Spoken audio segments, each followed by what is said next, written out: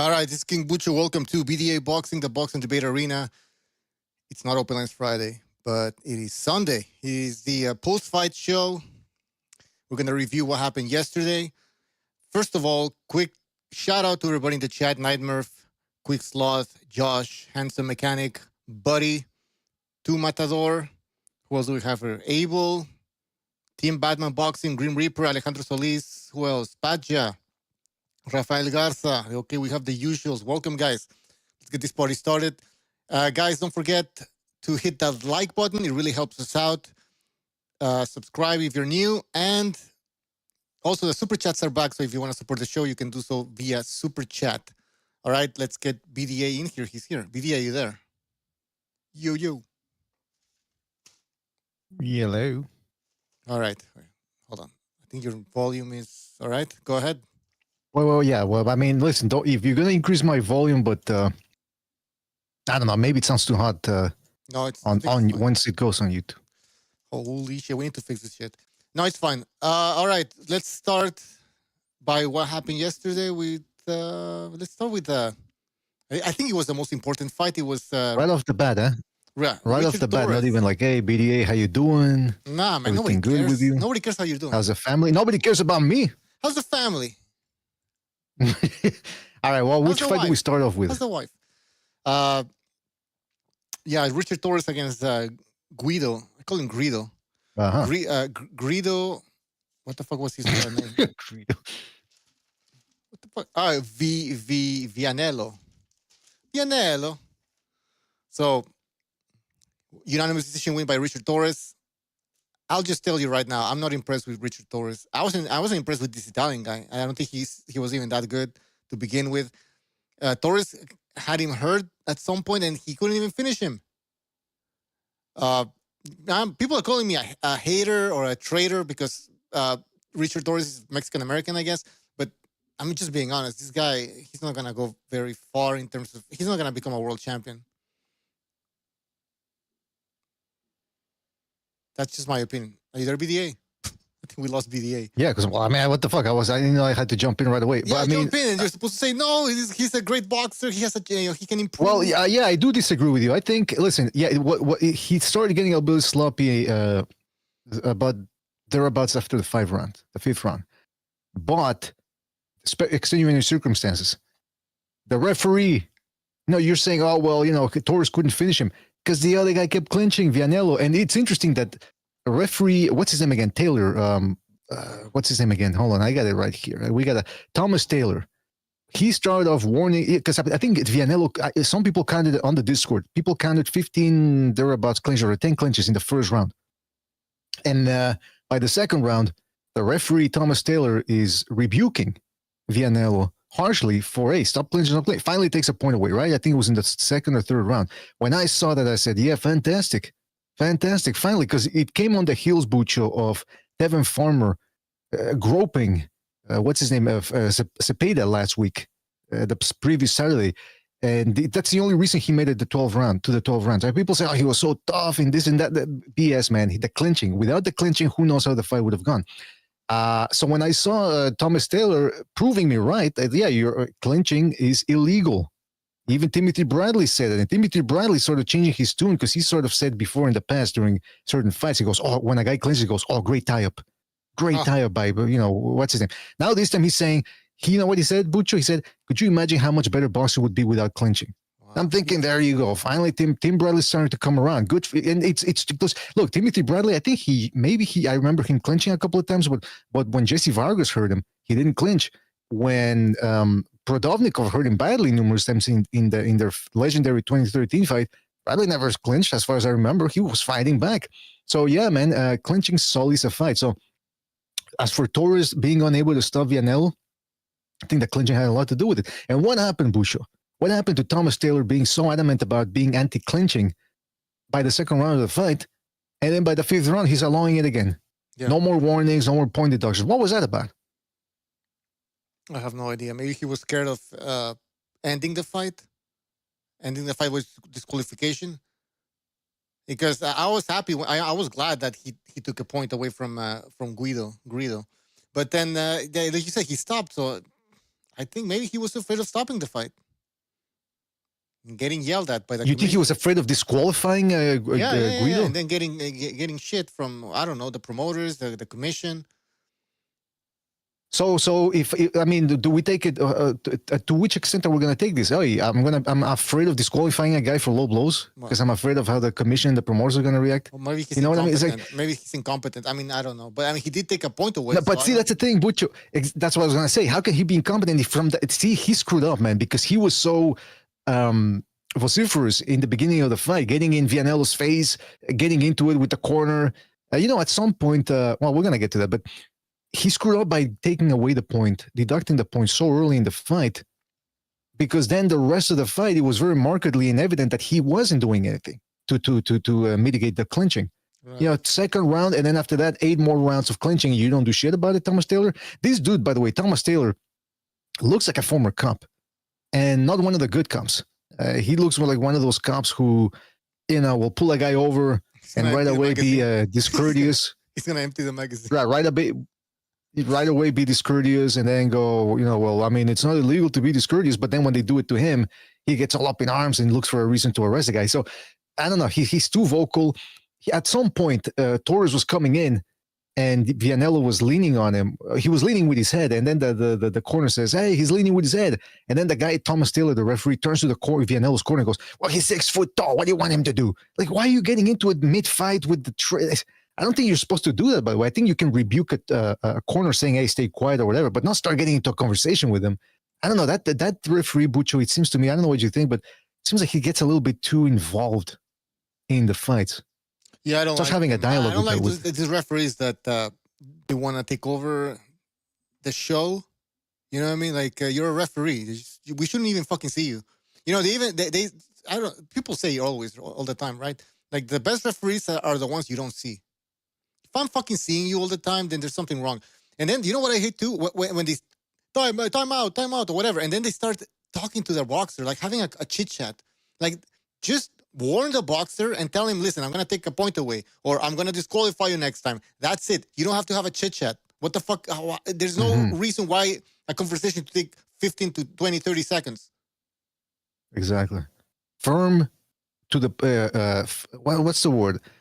Firm to the point commands, firm, succinct, precise commands. That's it. You don't need to, like you said, you don't need to put your hands on your hips and start wiggling, like a sassy black woman. You ain't supposed to do that, honey. Don't do it. Just give. Yeah. Joe Cortez, the worst referee of all time, in my opinion. He was an attention whore, the worst high profile referee. Yeah. Yeah, attention whore to the max. But back to so the referee, I don't understand. He started out well. You know what the performance for the referee was like when a guy scores a first round knockdown and it looks like it's going to be a good fight for him, and then he just completely implodes and loses a decision thereafter. That's what this guy did. He started off with a knockdown, the referee, in terms of performance. Oh man, yeah, take the point away, and then afterwards, that's it. That's where he stopped. I think he was content with the point deduction from in the second or third round. That was it. Like, I don't need to warn this guy or take any more points away. He could have easily been disqualified. Same as Stephen Farmer last week. And that's when I'm waiting for somebody high profile to start calling out the clinching. Maybe Timothy Bradley, who did sort of do that yesterday, could go on a elongated campaign and do just that, because we need somebody to step up and start calling out the clinching. How much better, like he said, how much better would some of these fights be if the clinching was forbidden? As it is forbidden. The rules, I pointed out yesterday from 3 different organizations, or 4 rather, clinching is illegal. Don't give me this whole, well, it's only excessive holding, or it's up to the other guy to do something. No, it's not up to the other guy to do something about it, because it's supposed to be against the rules. Yeah, the rules have to be applied. But anyways, let's move on from the referee. And this referee, if he's a cop, trust me, he'll be owing $100,000, something like that, to the Russians, and he won't be able to come up with the money. All right, so right. Now let's move on to Torres. Okay, now BDA, his performance, style-wise, skill-wise, evaluate his performance, please. I mean, listen, for a short guy, or at least short by today's heavyweight standards, pretty good. He's got speed. He can counter a little bit when he wants to. When he wants to, he can go on the defensive. You saw late in the fight, there was a point where he bobbed and weaved about 3 times and made Vianello miss with 3 subsequent consecutive shots. So I think Torres has a lot of skills. What I would like to see from Torres, though, is just what the commentators mentioned: the fact that he leaned too much with the left hand.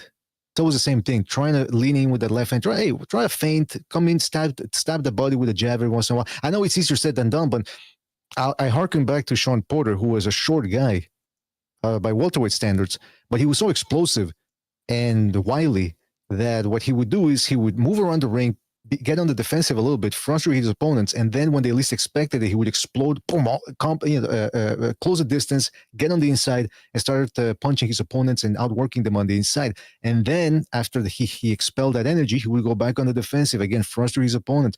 Sometimes there would be a little bit of deception, retreat on the ropes, make the guys, play possum a little bit, and then when the guys least expected, he would make them miss, turn them, and pin them on against the ropes. Now, I know Torres is a heavyweight. He's not that explosive, but he's quite quick when he wants to be. So you don't have to be coming forward nonstop, because then he becomes, what's the word I'm looking for here?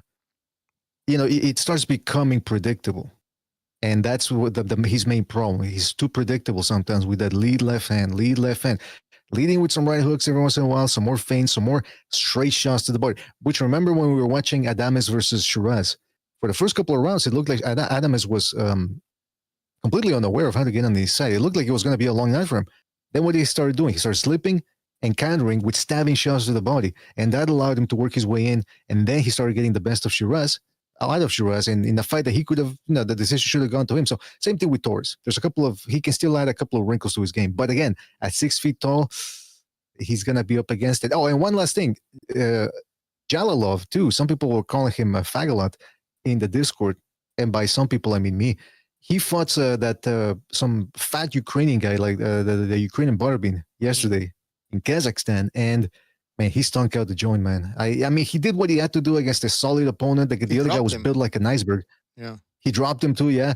But then he started getting tired. He started clinching. I mean, it seems like he's more of a Vladimir Klitschko than Alexander Usyk in terms of entertainment. And I mean, I'm not saying Alexander Usyk is always the most entertaining, but compared to Klitschko, he was fucking Jake LaMotta. So this dude, I don't know, it's too much long range punching, not enough really oomph, and too much clinching. And the reason why I bring him up is because he's another guy that's going to come up, and he beat Torres twice in the amateurs, I believe. So at least, if Torres were to fight that guy again, this time in the pro ranks, he would be up against it, because Jalalov does know how to control the wrist distance. He's about 6'7" tall or something. So that's where it's going to cost Torres against those tall guys. Warrior Way in the chat says Torres should do more body work and study Caballel. What do you think about that? Oh, great point. Great point. But see, there's some stylistic differences there. Caballel is a more compact, because of the way he takes his stance, the way he employs his stance. It's just a classic, bit more like Germanic, upright, earmuff defense stance. Whereas Torres has an open stance. Yeah. And he's almost like he's trying to use more head slips to get on the inside. But he's right. Warrior Way is right, man. Maybe a guard and just a whole bunch of body punching is a trick here, because look at what Caballel did to Zhang. At first, it seemed like the body shots weren't really going to do much, but he just kept plugging away until Zhang, it looked like he had a kidney stone or something, the way he was wincing from those body shots. Body shots work at the heavyweight level, but there's just so many guys overlook him. Torres, in my opinion, he looks very stiff sometimes. And he believes too much in his power. I think, like you said, he leads with that left as if if it lands, he's gonna end the fight. And he doesn't throw it out often sometimes. So that's my issue. He should set up that left much better, but he doesn't. And he couldn't fight like Caballel. Caballel looks more fluid, more relaxed. And one last thing about Torres. Yeah. One last thing I'll say about Torres is also he slaps with that right hook. Yeah, it's not even he's not turning it over. He should look at Golovkin if he wants, for a hook, lead hook. Exactly, yeah. Yeah, it's kind of like American slap. He has a thing. But I thought he did. I thought he did well against what's his name, Vianello. I mean, he pressed him from the get-go, and if it wasn't for the clinching, I don't know if Vianello makes it a distance. That's true. It could have been a different fight, but still, I mean, you gotta be able to. I mean, we can't just blame it on the clinching, right? It's not the first time. Anyway, if you look at Torres' past performance, we're going to criticize him the same way we did for this fight, right? The left, the right hook, that left that he throws from 50 miles away. I mean, he yeah, really but that's still yeah. But the reason why he couldn't, again, I can only speculate. What happens if Torres works his way in with that left hand, and Vianello doesn't clinch him, and Torres keeps on working the inside? Yeah, that's what it looked. That's what he was able to do in spots, but Vianello got away with the clinching. He was doing it actually. Yeah. All right, we're gonna need another fight. A question for everybody in the chat and BDA as well. Who do you want to see Torres fight next? You know what? I think in terms of tall guys who can be a little tricky, I don't know what's happened to Jonathan Rice. That was a guy who he'd beaten a guy by the name of Coffee over at the PBC who was undefeated. He beat him twice.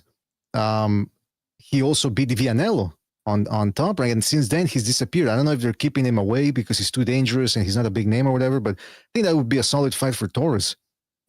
Take a guy who's very tricky, kind of elusive, loosey-goosey with the upper body movement, very elastic. I think that would be an interesting fight for him. All right. So he's not ready. But the guy's been inactive, so I don't. The guy's been inactive for too long. So when is he gonna actually move? I mean, is he in the top 10 pound for top 10 heavyweight? Hey, heavyweight. That's what they were saying on ESPN. It's like both of these men won that place, something like that, in the top 10. I'm like, did they just put Torres in the top 10? Doris? Who's Doris? Doris. No, I thought you said Doris. No, I wouldn't put him in the top 10. Not yet. No. Okay. Even a guy like a Jagba still has a slightly better resume than he does. Or Dossier, because I know Chief doesn't like me to say resume. He says like, "Why are you applying for a job interview?" Let's call it the dossier. I call it the dossier. The dossier. All right. Like fucking FBI. All right. We have Jimmy here. Jimmy. Yo, what's up, gentlemen? People in the chat were asking for you, Jimmy. So, what a coincidence. Yeah. Am I on the, they're like, when is he going to die? They got a pool going? No, come on. Jesus. All right, Jimmy, we're glad you're back. Did you catch the Torres fight? Yes, I did. Listen, that kid, I love his spirit. That kid comes to fight. He really does. You can tell he enjoys the fight. I just want to see him clean it up a little. I like him. And I'll tell you, if he can get in on people. If he works on coming off that snap jab to the jaw, like even to the chest, but when he gets inside, he's got to just calm down a little.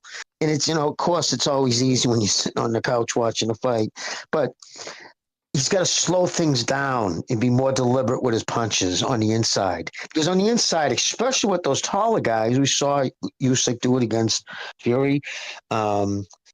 We've seen Parker do it with Wilder. Those taller guys, they have the advantage on the outside with the jab.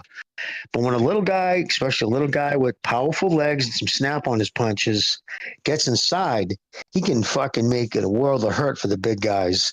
Hold on one second. I'm going to put different headphones in these. I can't hear you that good. Hold on. But so like I said, I'd like to see him work on that a little. I don't know if he needs to bring somebody else in on the camp, because I would have figured by now he's moved his level of competition up enough now where I would have thought I would have seen clean up by now. I expected it when he was first coming up, when you first get on TV, right? Clearly you want to impress people. You want to fucking get people out of there. You want to put on a show for a lot of different reasons. One, just recognition. And plus, you just want to entertain. So, but I would have thought by now he would have cleaned it up. That's my, and I'm not trying to shit on the kid. I'm just saying, I'm just critiquing his performance. You know what I mean? I'm shitting on him. That's the thing. I'm not holding back. I'm not impressed with this guy at all. I mean, not at all. Okay, I'm exaggerating. I'm just, like you said, I've been waiting for these improvements to happen, and they're not. And he has already 13 professional fights. He's an Olympian, silver medalist. I'm just expecting a little bit more, I think. I don't know if I'm wrong or... Yeah, you just expect he's not cleaning up the things that, and I don't want to say easy. Anytime there's a fight, there's nothing easy about going in there and doing that, but there's things there's progression you're expecting to see. and I'm just not seeing it. I'm still seeing the wild, like he's fucking frantic on the inside. That kid's never been stopped before. Guido, I think he was stopped once, maybe on cuts. I think I checked on because I was curious to see. So he's a durable dude. So I'm not gonna fucking dump on him for not stopping him. I mean, you can't always knock everybody out. A name like Guido, right? Italians, fucking. Right? There were moments where If they're Guido. not good for anything, they could take a beating. Yeah, but there was Apparently, a his moment brother. Yeah, Apparently, his brother Diego Vianello is better than him. I don't know. That's what I heard. Guido was throwing the uppercuts, and sometimes he was almost catching Richard Torres coming in. Like if you would have, Because it's coming in bad. yeah, exactly. He's not even coming in clean. Imagine what a better boxer could actually do to Richard Torres. Yeah, so many Jimmy- times he wasn't changing up what he was doing to come in. Yes, Jimmy, Mr. BDA. I'm a little bit more generous with my or less biting with my criticism compared to Bucho of Torres. Here's the thing I wanted to ask you: the referee Thomas Taylor took away a point from Vianello very early on in the fight for clinching, which I applauded. I was thinking, oh, finally, after what happened between Cepeda and Farmer the week prior, where Farmer was clinching every 5 seconds, I finally, and then after the second round when he took the point away. No more. What happened? What do you think? Points? Yeah, why did he take us? He was so adamant about being anti-clinching early on. He takes the point away, and then afterwards, for 6-7 rounds, no more warnings, no more point deductions. Yeah, it's weird, dude. Some guys, they feel like, oh, I can't take another point because then I'm putting my thumb so much on the scale. Some referees are like, I don't want to be the reason for the outcome, right? They're not like that fucking prick in that Davis fight who, handed him a draw. Some guys actually have somewhat integrity. So yeah, they don't want to, and they get scared because like shit. I should have warned them really harder, and then say, listen, stop, right, time out. I will take another point. You take him to his corner, right, and you let it be. Because if you go in between rounds and say it, you stick your head in and say it. The fucking announcers aren't seeing it. The fucking crowd doesn't know you're saying it. The people at home don't know you're saying it. But when you call a timeout to give a warning and you turn to his corner, tell your man, I will take another fucking point from him. I'm not playing around. You're going to drill that shit. And then, so now when you've announced it, right? So when you do take that second point, the fuck, man? I'm not fucking doing this. You are. These are decisions you made. I'm reflective of your choices, knucklehead. That's a great point, man. That's what I was thinking, because that's what I told Butch. I said, you take a point away so early in the fight, and then for 6-7 rounds, that's it. You don't do anything else. It's so apparent. You know what I mean? You can't miss it. You wonder, what happened to all that boister from the referee? What happened to all that yapping he was doing? And it's weird, Jimmy, because you said, that's what Butch said. Butch said, well, sometimes some referees maybe they don't want to, change the outcome of the fight. But I'm thinking, wait a minute. They do it if a guy kept low blowing.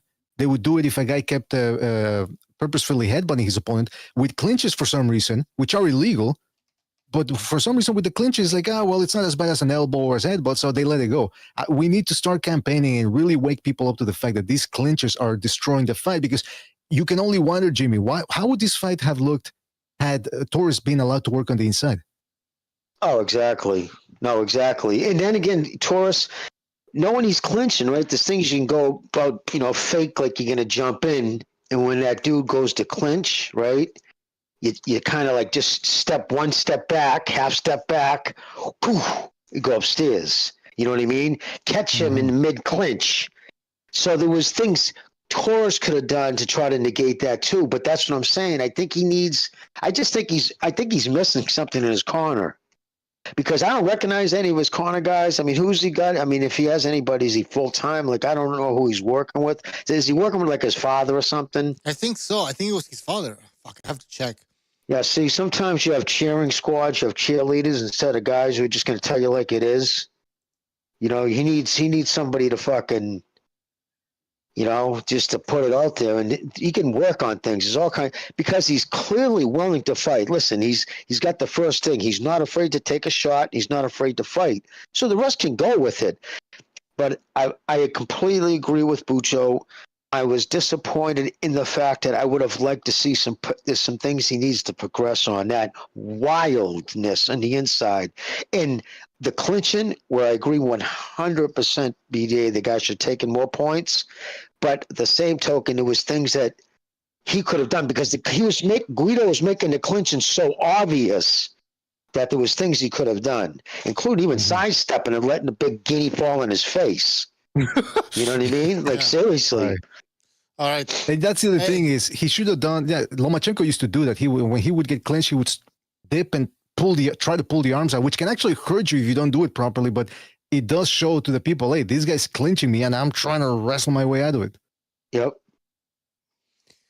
By the way, I don't know. Absolutely. One last comment. Richard Torres Jr. says in an article here, he can't remember a moment when his father, Richard Torres, wasn't involved in his life. He's always in there, man, in the corner and everything. So in the bedroom. You know what? You can still have him in his corner as a second.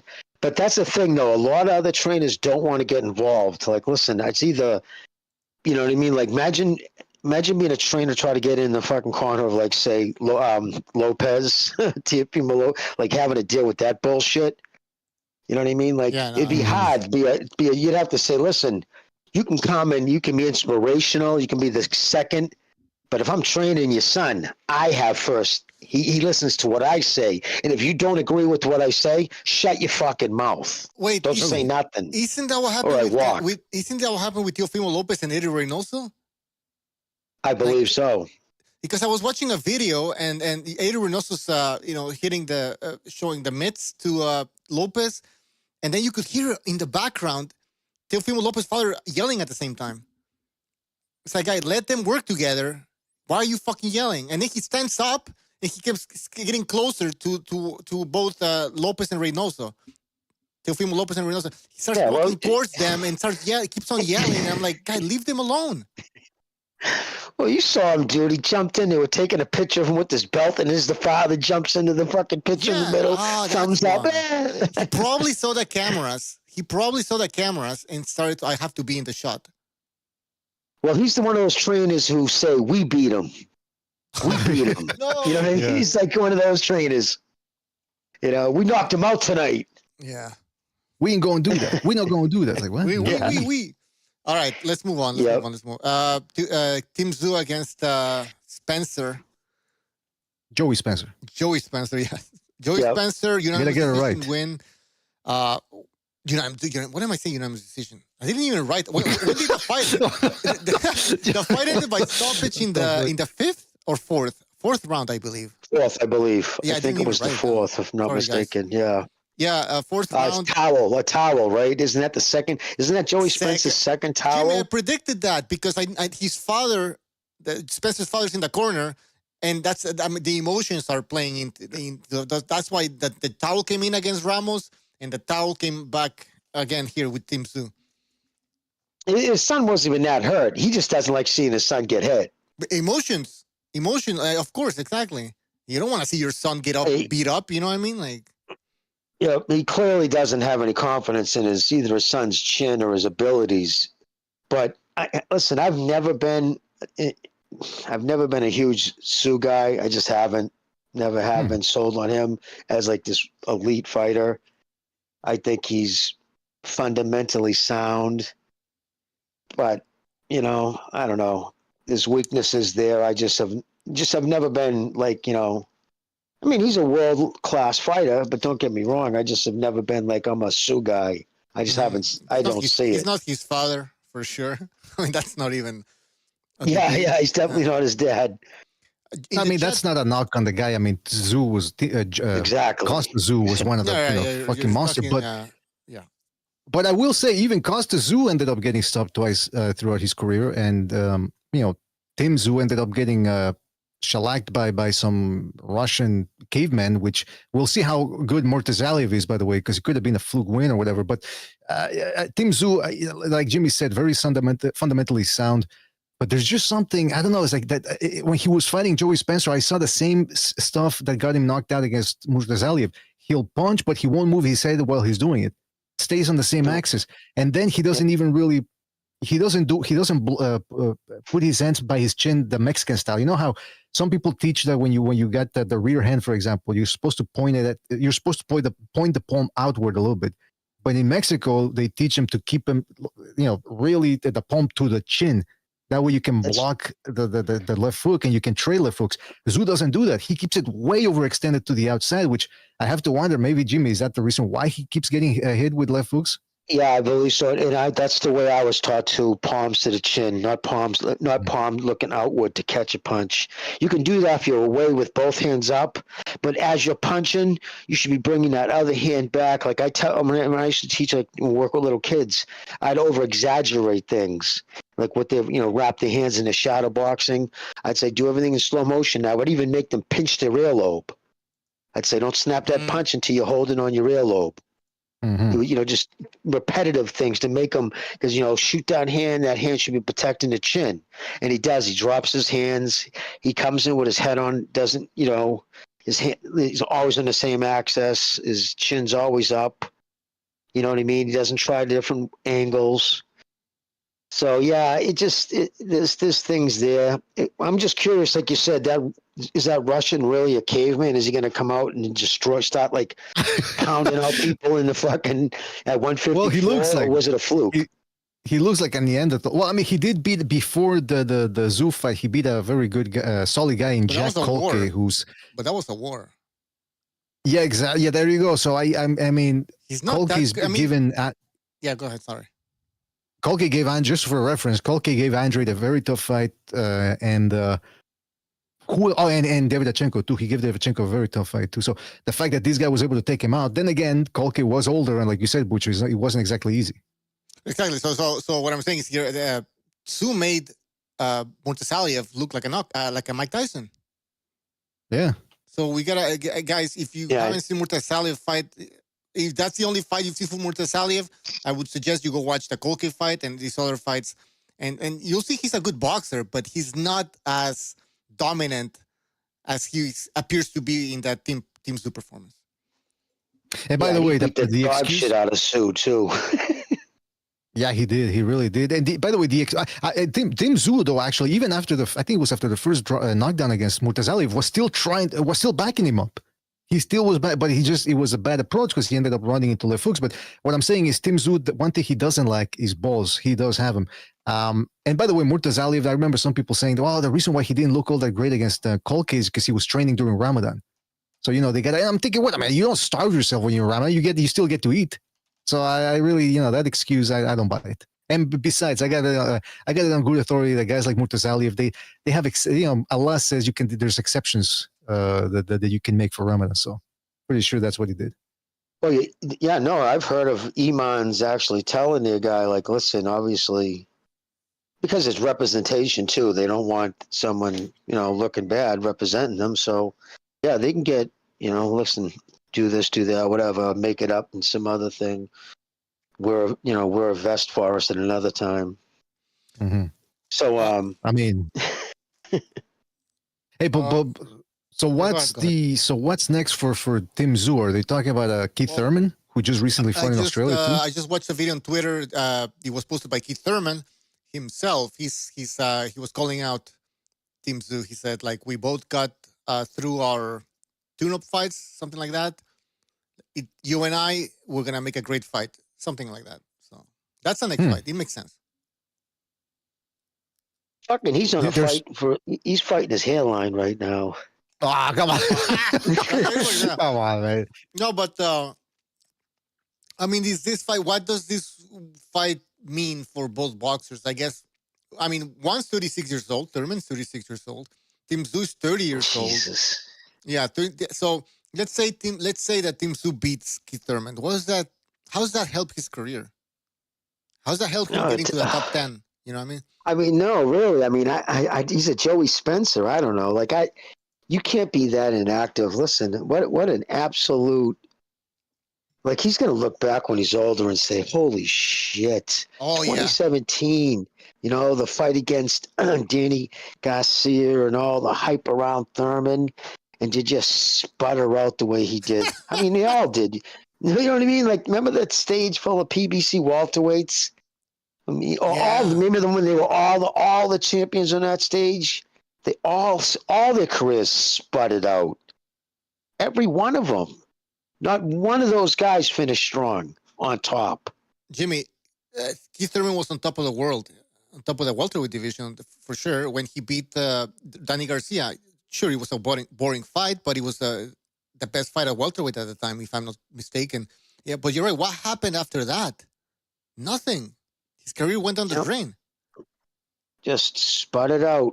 He got paid, though, Jimmy. Sputtered out. He got paid.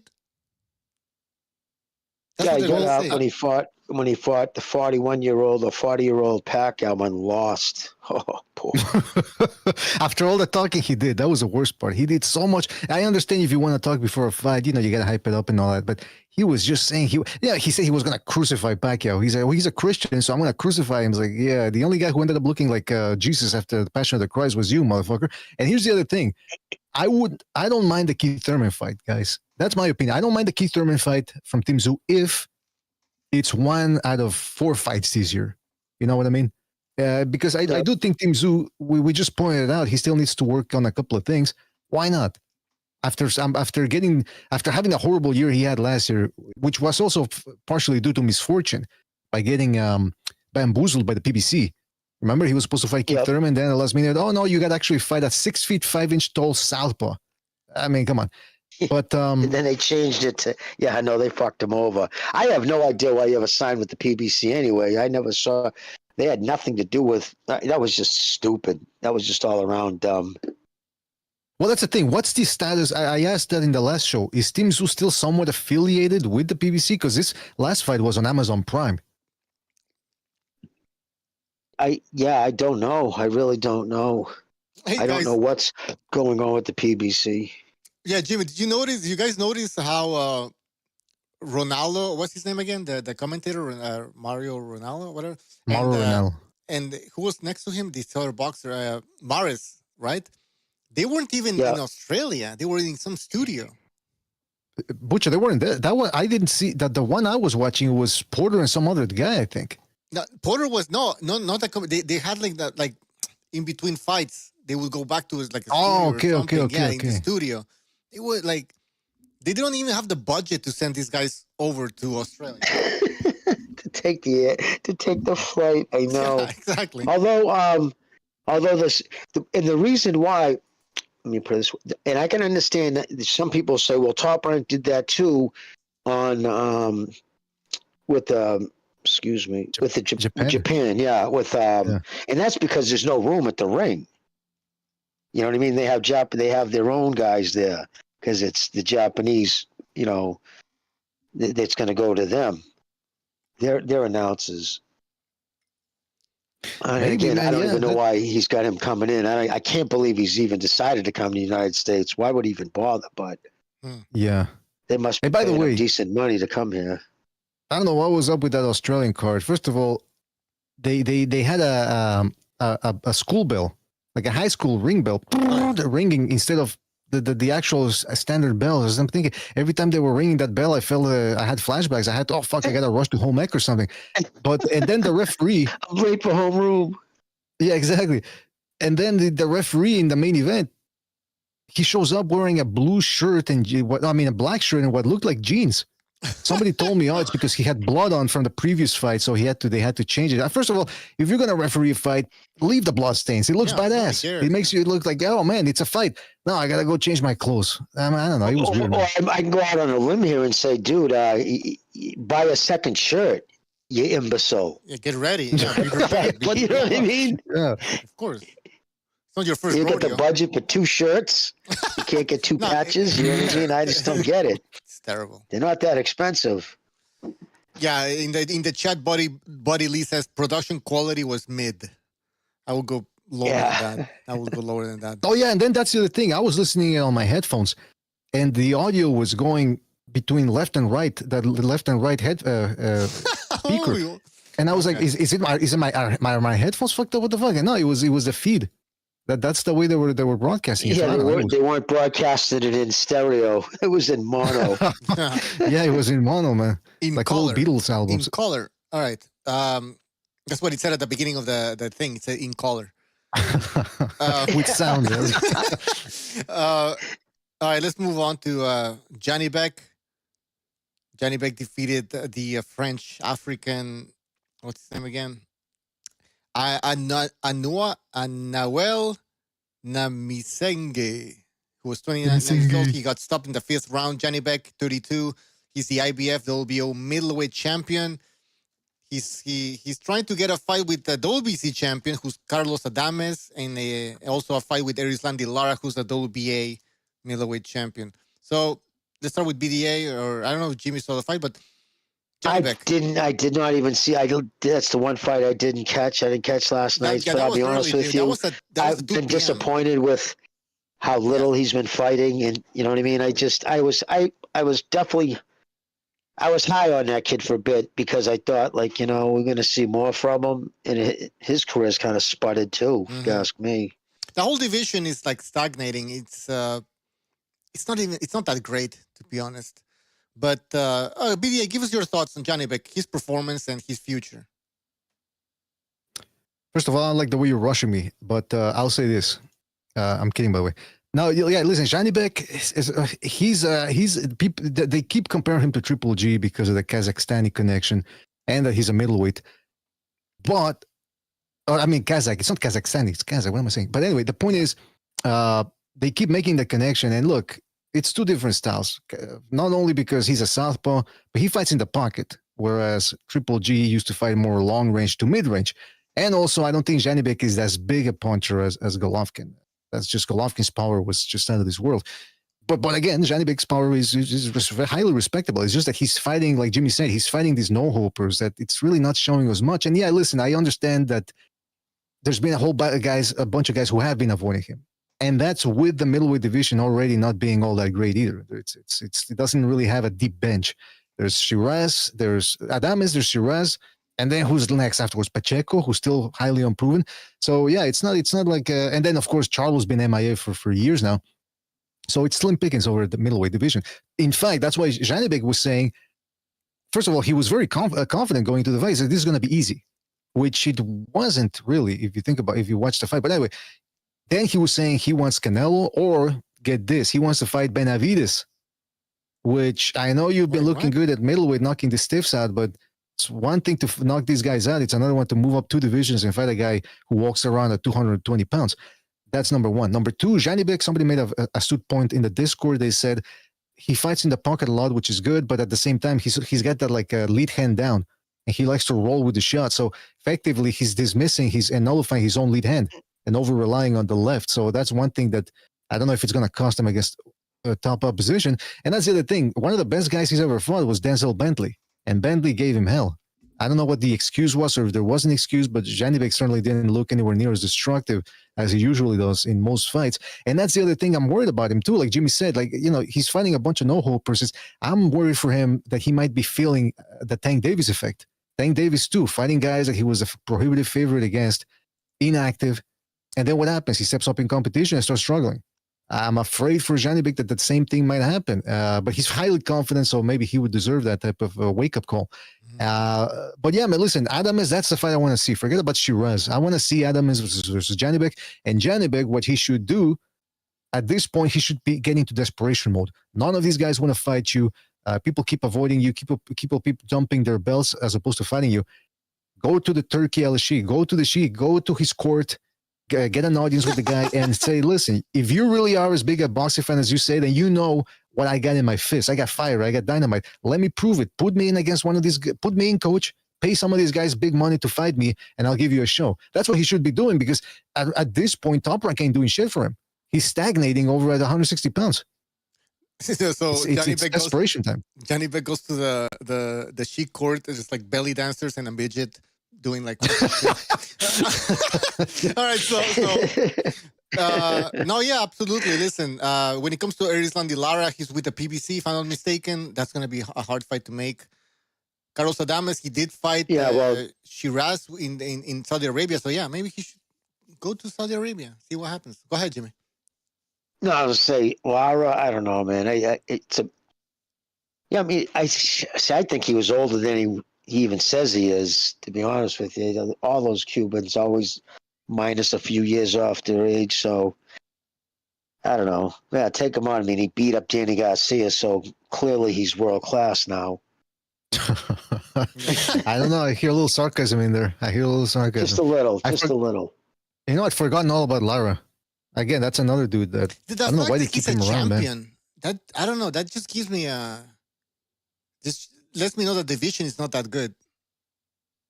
A 40-year-old, I don't know how old he is. He's 40, 41, and he's a champion. That means the division is pretty bad, in pretty bad shape. It ain't the middleweight division from 7 years ago, that's for sure. No, it's definitely not that. No. Not prime Triple G. You know, people say, "Oh, it wasn't always competition," but they don't look at the fact. Look at how he handled.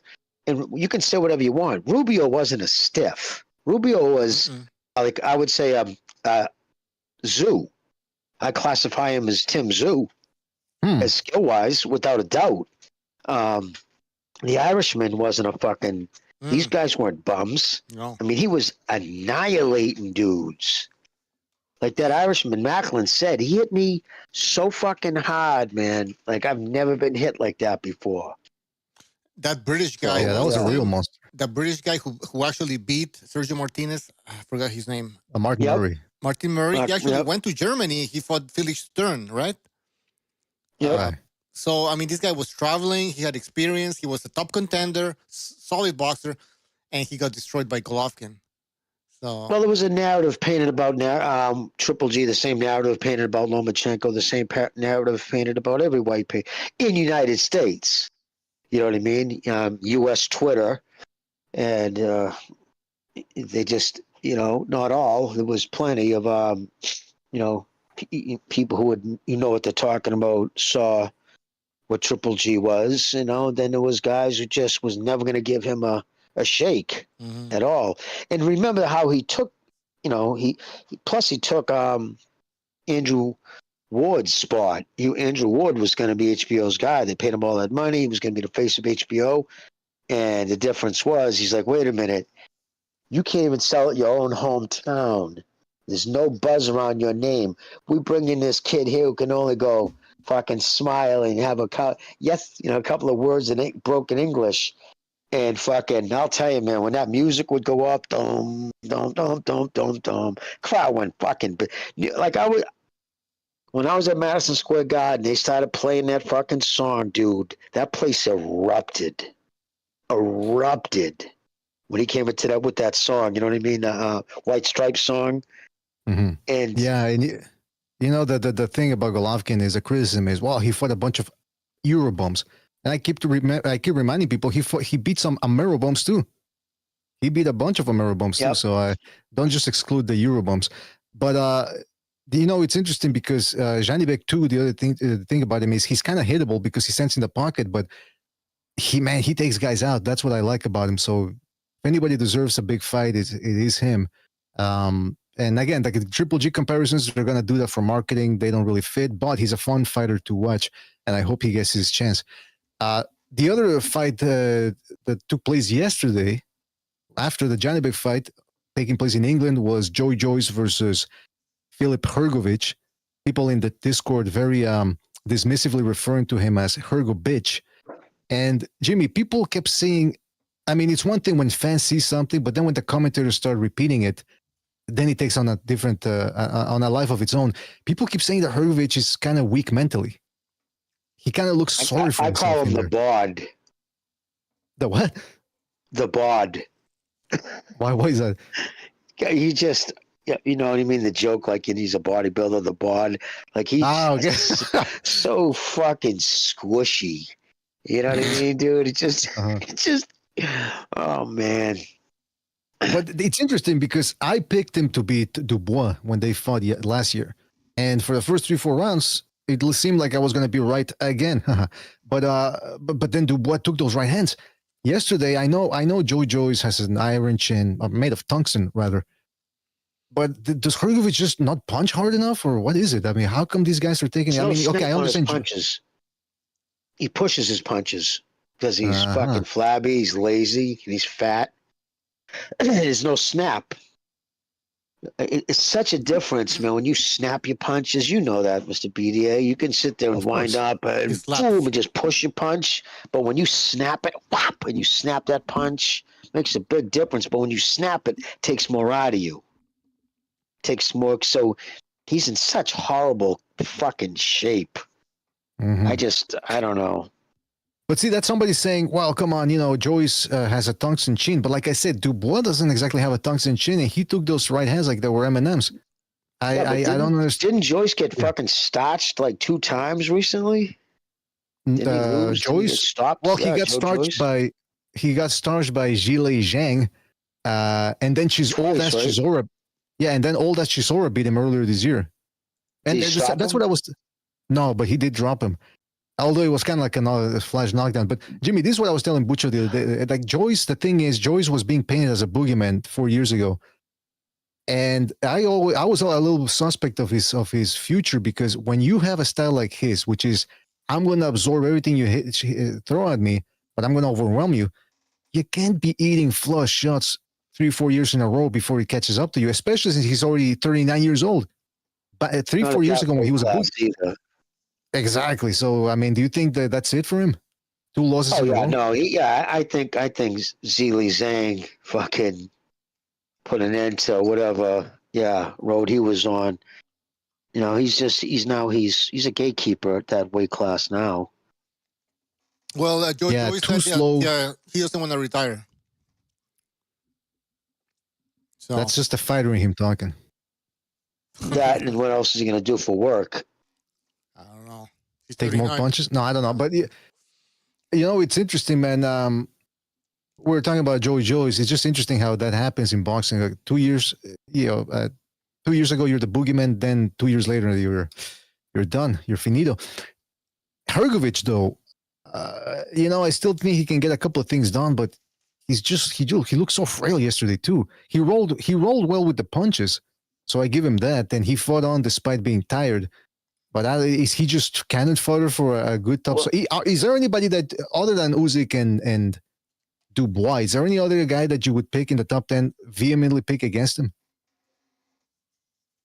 I think honestly, God's honest truth, with the right person, I even believe Torres could beat him. Absolutely. If you get the right people, because Torres has some speed to his hands. I mean, like that's another thing about Joe Joyce, man. You can duck those punches when they're coming glacier like speed. He's not good. Doesn't have fast hands. You can see those punches coming if you try a little. So, yeah, I know it was because remember I think what happened was in England, everybody was saying whoever wins this fight is going to be put to the next echelon. And when he beat Dubois in that fight, everybody didn't go, oh, he's the next guy because he's big. He can take a shot. And Dubois had a lot of talk. He was the favorite going in. So Joyce beat the favorite. So I think there was a lot of hype coming out of that fight. That fight in itself didn't cash that check alone. So yeah, I think he kind of got. Like you said, he's prodding.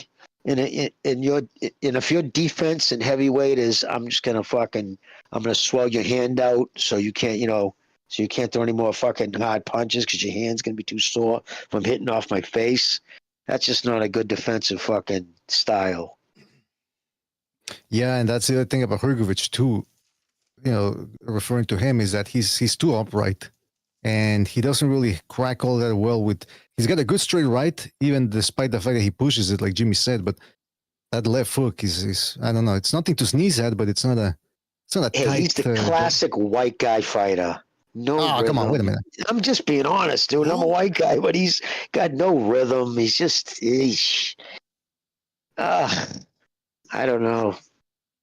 Hey, I wouldn't mind seeing. I wouldn't be surprised if Chisora beats or out hustles Hrgovic if they were to fight next. Because Hrgovic just, I don't know, there's something about him. But I still wouldn't. There is something about him. I know. I agree with you. Yeah. But you gotta take him seriously though, because he's a big dude. Hey, is Richard Torres the next baby Joe Messi? Maybe, that's a No, good come on, comparison. that guy was terrible, man. Well, we never saw what happened. He got a brain He bleed, got a so we brain never injury. fully saw him. Shit. Oh shit, we got a. If he just learns a couple of things, man, I'm telling you, learns to work his way in better, and then when he's in there, slow it down, bro. Just calm down, dude. Take a breath.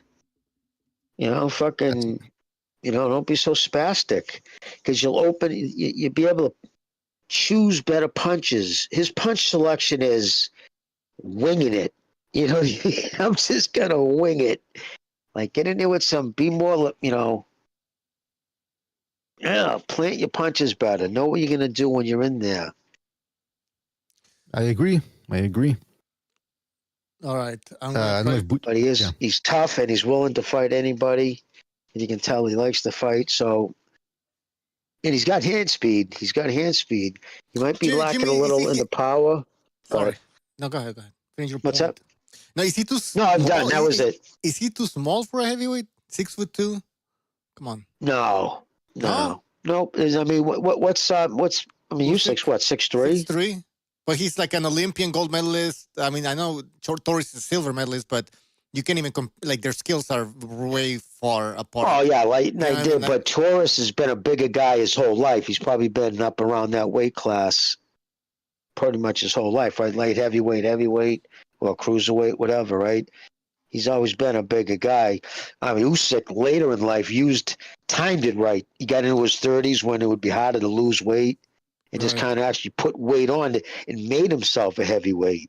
Had to make himself a heavyweight. So, whereas Torres is a natural, and you gotta love that fucking. He's got a world class mustache, man. Fucking Chips. He reminds me of fucking Punch from Chips. He looks like John Holmes. I keep saying.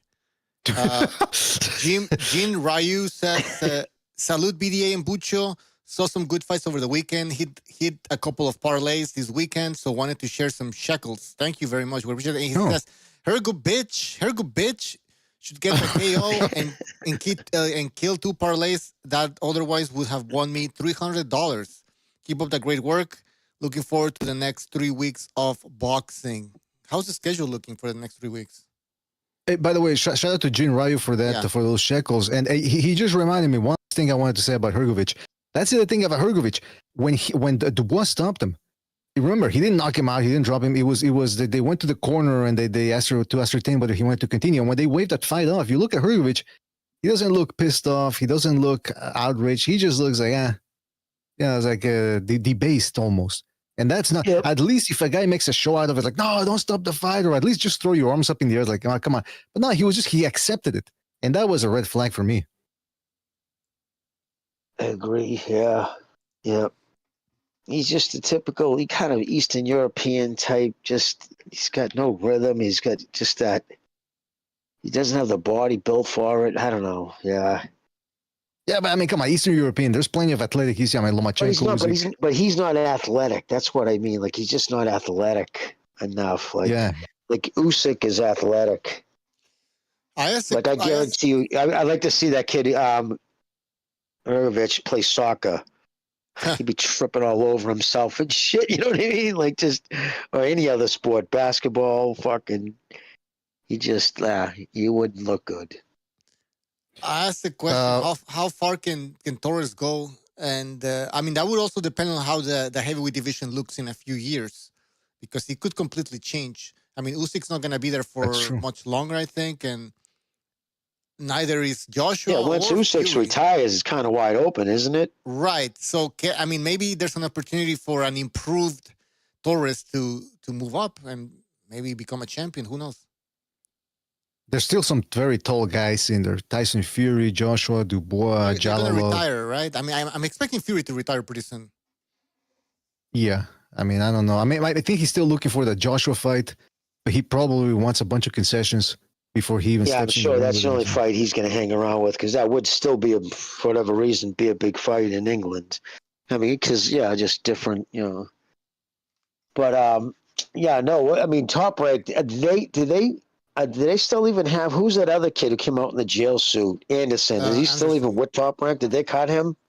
No, he's still with him. He did have a comeback fight after getting bludgeoned by Coley, and he fought some dude that he was supposed to get who stopped, and he didn't. He just went 10 rounds, I believe, and he looked. I think he came in overweight too. I mean, obviously for a heavyweight, there's no such thing as making weight, but he did look flabbier than usual, and just couldn't put a dent on the guy he was fighting.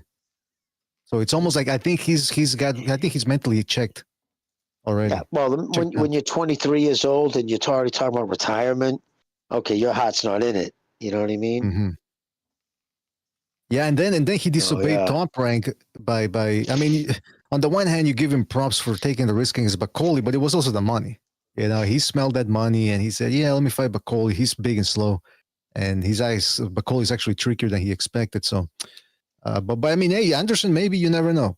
I do believe that people can change, and maybe he'll wake up one day and say, "Man, I got a golden opportunity here. I can't let it go by the wayside." And like, hey, listen, not for nothing, but Dubois, like Quentin said in the chat, not that long ago, Dubois was seen as a 2-time quitter, a loser.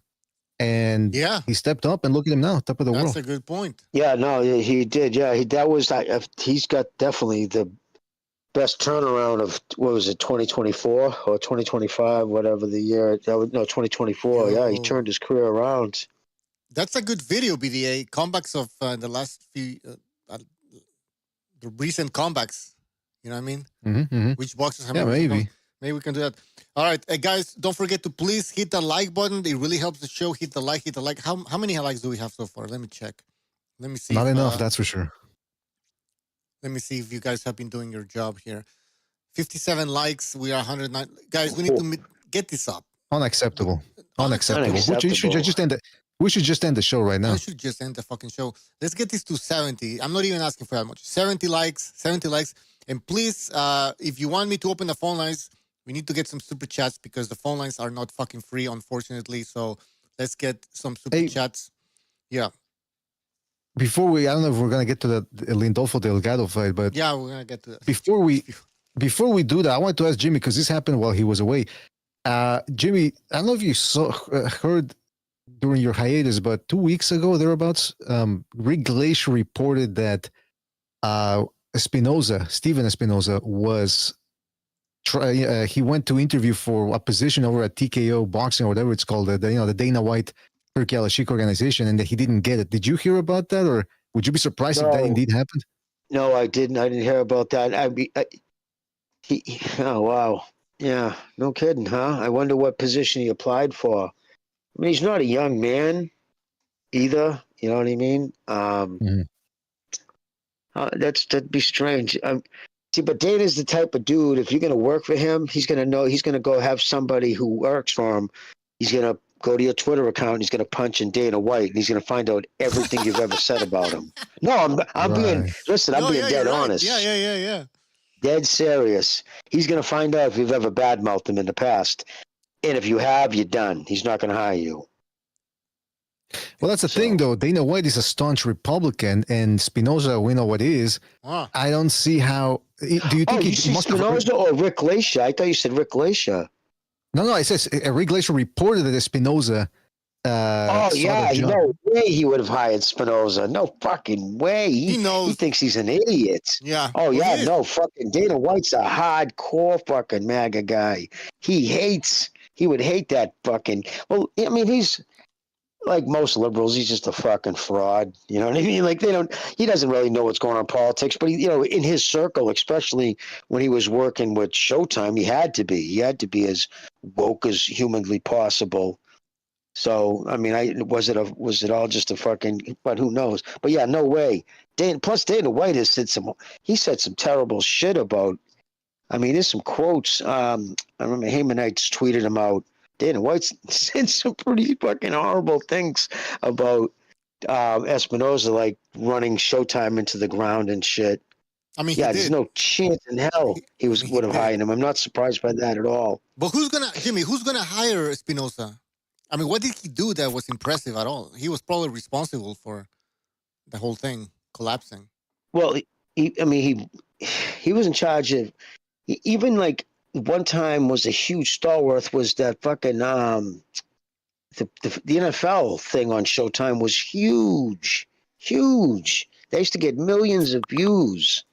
And he drove that. He made that boring, and he hired the wrong people. The production sucked.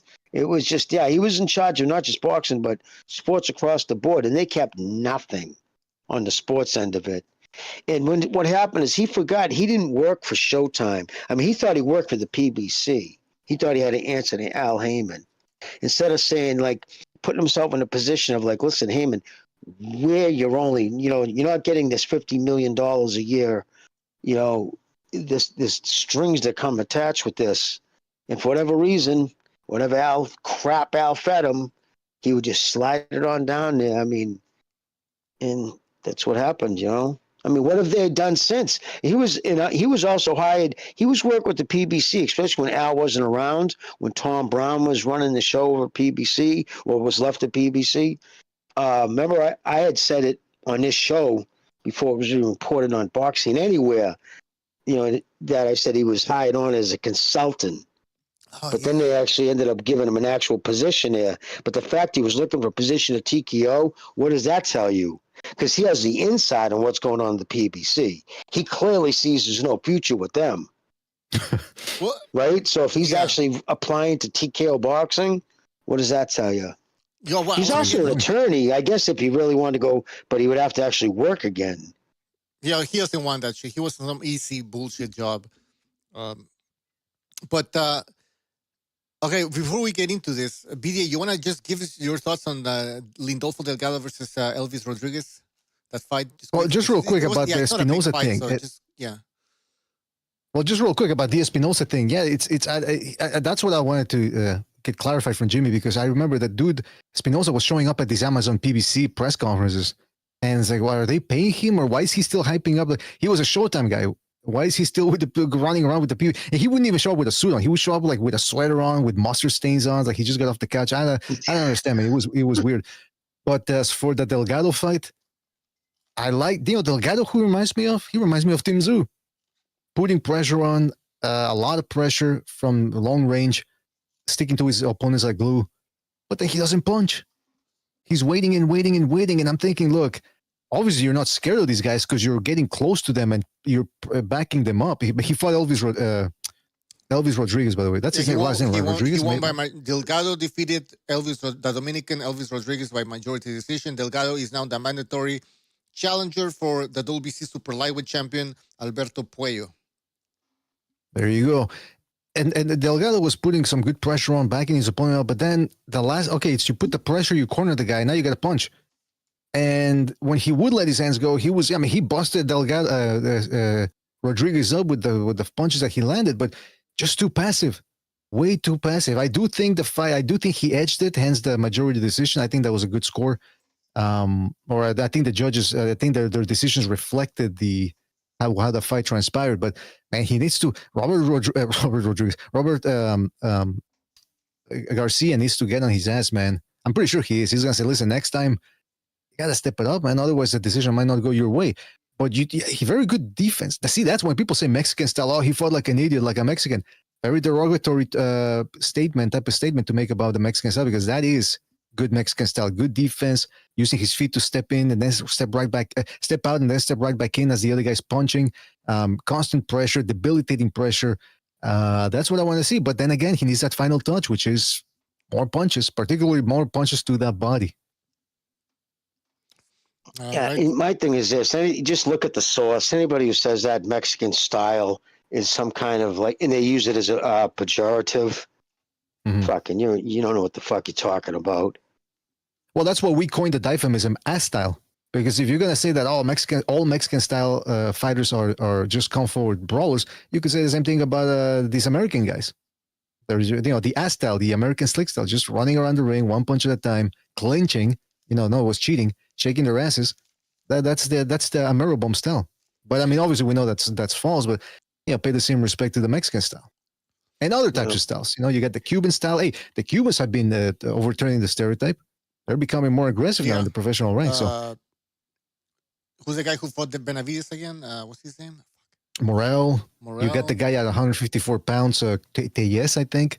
You got another guy, 168 pounds. Just as Morel moved up to 175, and the Cuban southpaw puncher moves up, another Cuban southpaw puncher steps in. He's fights out of our neck of the woods, Bucho, Montreal. Yeah, and William Skull. I thought you Williams call. Come on. All right, so now we can talk about whatever the fuck we want. We went through the big fights from yesterday, unless I missed one. I don't think so. Well, let's see. The Joyce Pro Bucks- versus the Pro Bucks, Hrgovic. I didn't catch the Pro Bucks fight. Oh, Abdullah Mason fought. I didn't Oh, really yeah. catch that fight, but Thoughts? that's a guy that a lot of people are high on. He ended up stopping his opponent, I believe. Oh, no, sorry. I think he won the decision, or he stopped him. Did you watch the fight? Yeah, Jimmy, did you catch it? No, I didn't actually. He got dropped right a couple of fights ago. Was it? Did he get? Yeah. He got caught cold or something. Yeah. My thing is this: you can be confident. Sometimes the Americans take confidence to cockiness, and I don't like that. You know what I mean? Like it goes from confident to cocky, and I think what happened is he started breaking through from confident to cocky. So I keep you fucking stay humble. You know what I mean? Just do what you do, and just don't. You know what I mean? Don't get cocky. But yeah, no, he's got great foundation, good power. Will that?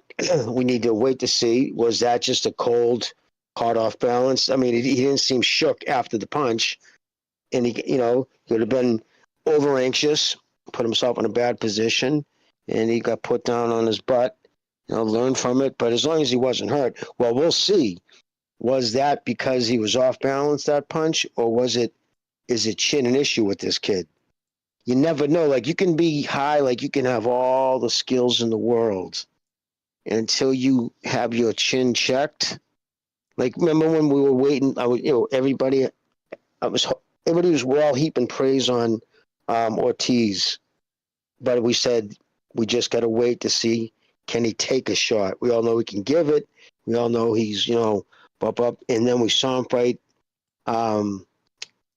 Evis Cavalusis, who can crack in those first 6 rounds of any fight, punches as hard as anybody, whatever division he's campaigning in, and he caught Ortiz flush. And he fucking, when I saw him take that shot, I'm like, okay, that's all I needed to see. He can take a punch. That kid can absolutely take a shot. You got to be able to take it as well as you give it. That's for sure.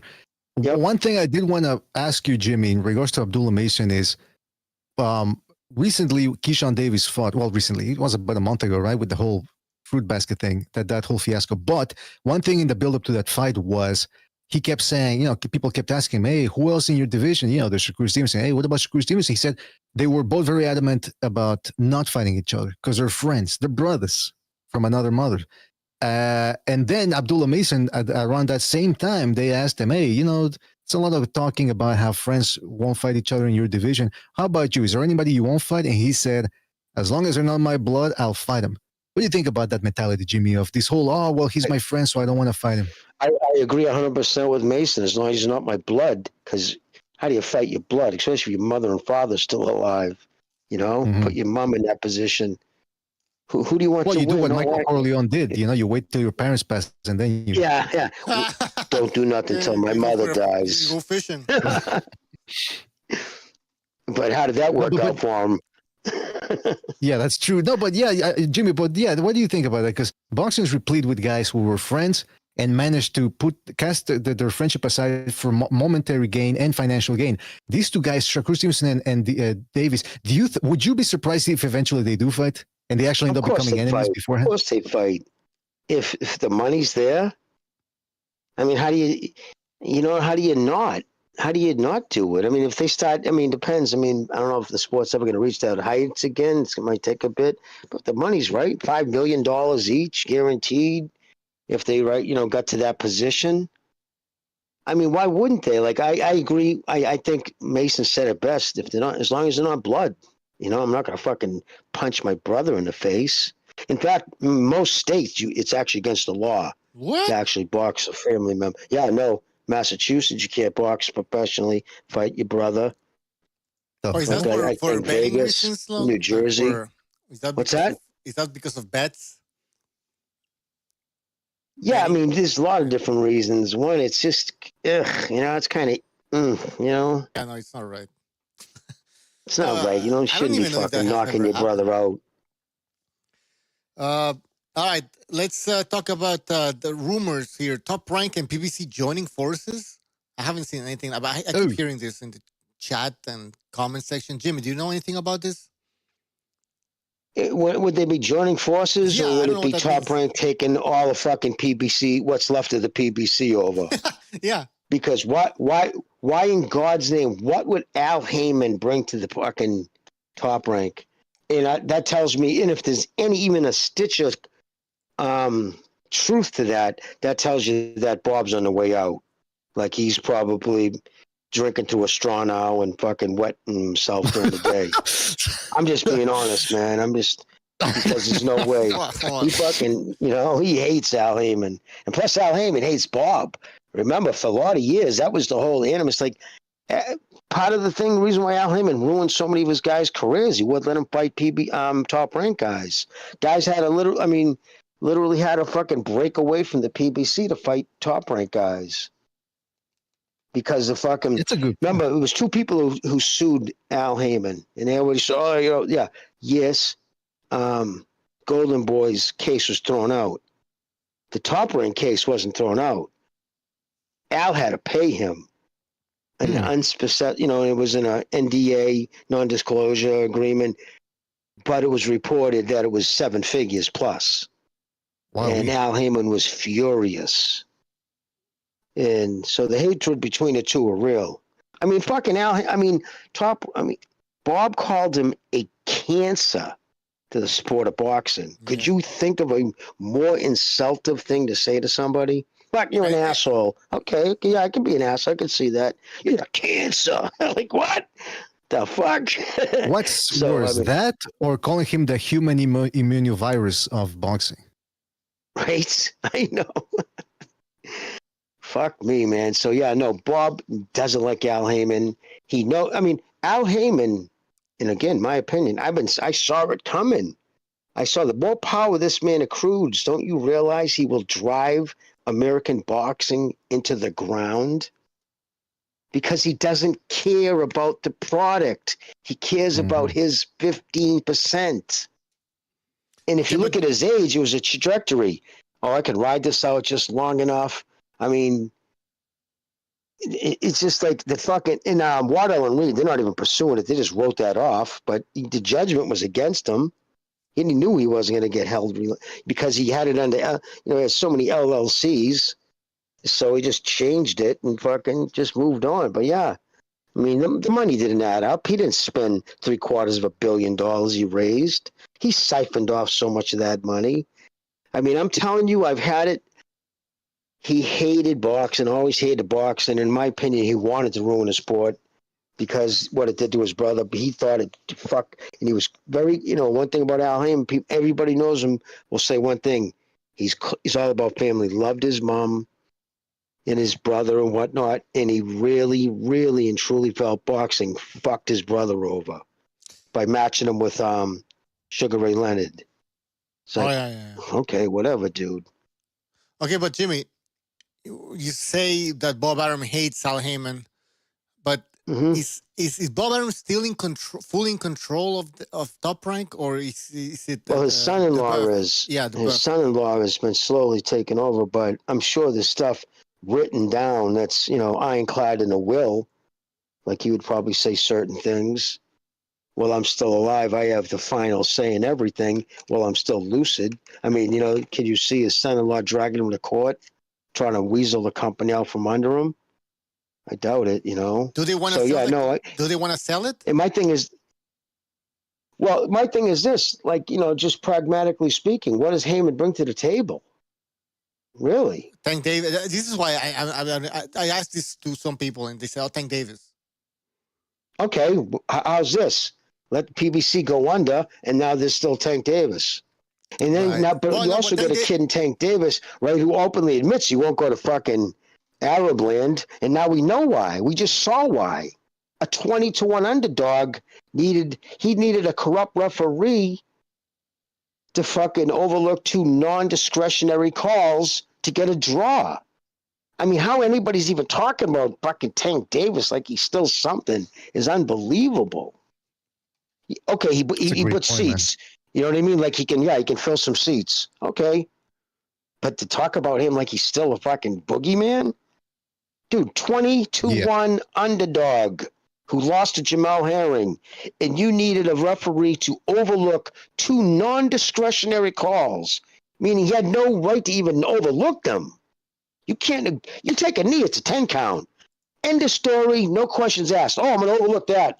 At first, he went to turn to say timeout. He even started moving his hands like he was going to go time, but then he's changed. He went from time to pointing to the fucking counter because the guy's over there got his hands in the ring. 1, 2. So he's like, shit. And then he just started counting, and then he stopped. And then turns to him and goes, 1 second. And he fucking runs over to his guy on the counter of the ring. The minute his dude got on that apron of the ring, disqualification. The second he touched his fighter, boom, fighter, like literally, that's when if, oh my God, if Roach's fucking team had any balls whatsoever, they should have jumped in the ring, right? Picking him up. They should have been hopping up and down. Yeah, we win. Picking him up off the ground. Why wouldn't they? I would have. I would have literally ran into the ring and scooped him up like, yeah, like celebrating. Just because if you're going to overlook, right, because the reason why I do it, because if you're going to overlook what he just did, you're going to overlook what I did. And now I'm going to bring a big attention to it. Okay, you see what I'm saying? Yeah. So remind me, what happened with the commission? So what were they reviewing from the fight? They're reluctant to change the ruling in the ring. For what? Why not? Because there were so many things that happened in that fight that were wrong. But which like the corners jumping in and everything. But which thing were they looking at? What specific thing? Okay, well, there's 2 things. There was 2 things that transpired that should have been. Okay, the knee. Okay, let's just take the fact that his guy touched him. Let's take the fucking condiment out of it. If that was counted as a knockdown, like it should have been, right, on the judge's scorecard. That's a win for Roach. End of story. 10-8 round, end of story, right? Roach wins by decision, right? Yeah. So there's one. So that's one way. So then the fact that think about how many guys, I've said it before, how many guys we've seen with their fucking white meat showing in their forehead with blood pouring down into their face. And they don't go to the corner. I mean, just think about that. Yeah, wipe it off. Time out. Yeah. Wipe off my soul glow because it's fucking dripping in my eye. Fuck out of here. Are you serious? Like, that was such a fucking black eye for the sport. It was just, but anybody who still takes, you come on this fucking show and you start talking, dude, fuck out of here. That dude was so exposed. Who is he? He loses rounds to the short bus dude is he even still a professional fighter anymore? No, yeah, I mean, really, like, think about it. This kid throws historically low amount of fucking punches. Roach has never done anything spectacular. He doesn't do anything. He's fundamentally sound fighter, right? And he came in, he had a good game plan. But what does he do good? What does he do great? Nothing. He does everything basically good, right? Fundamentally sound in his foot play. You know, he's got good balance. Good fighter. Good fighter. I'm not going to take anything away from Roach. But he was at the time that fight went off, he was a Vegas odds 20-1 underdog.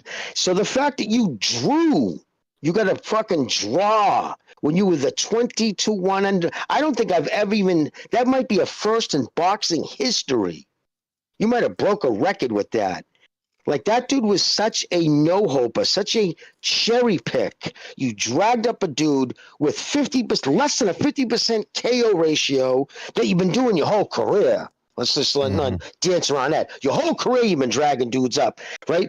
Surrounded by guys in one of the strongest divisions in boxing, right? And you go outside of the division to pull up a fucking dude that really nobody knows of. I mean, other than hardcore guys, no name recognition whatsoever, no power punching, and you needed a referee to cheat twice the most egregious cheating I've ever seen in my life. The number one and number two most egregious cheat I've ever seen in the same round.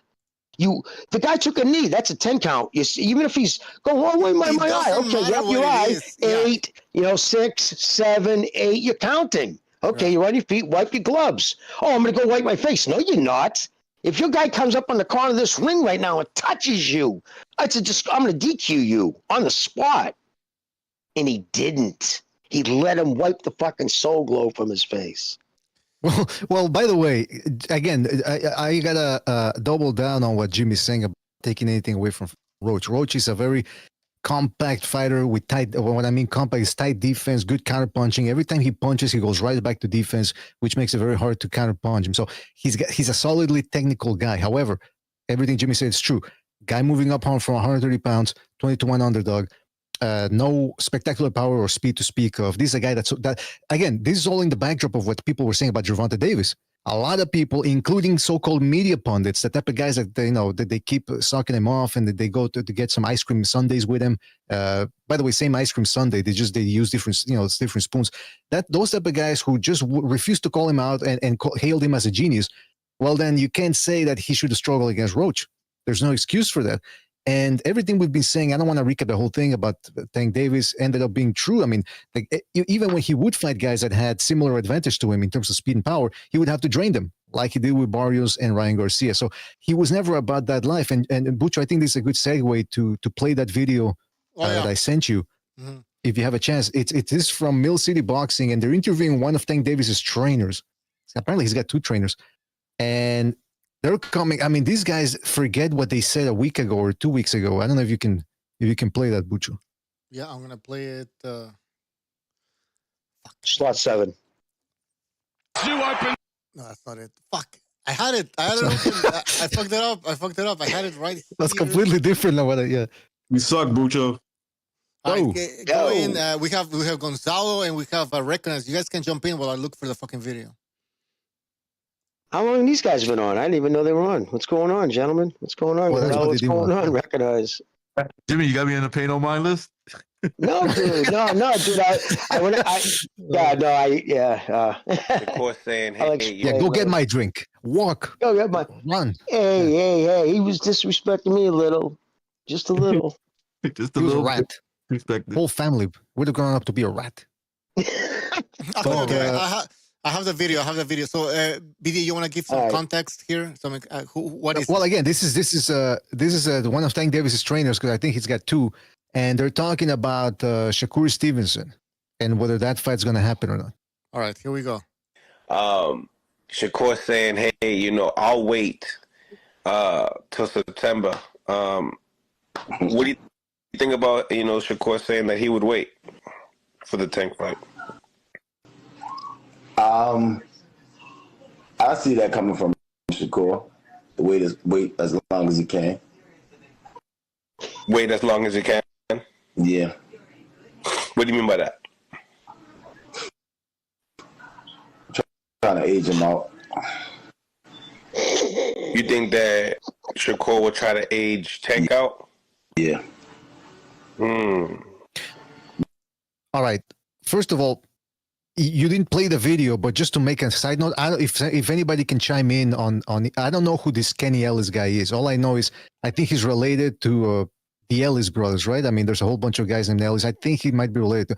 But second of all, the question is rather, is this dude? Is it a well-known fact that he suffers from some sort of CTE or something? Because in that video, he looked drunk.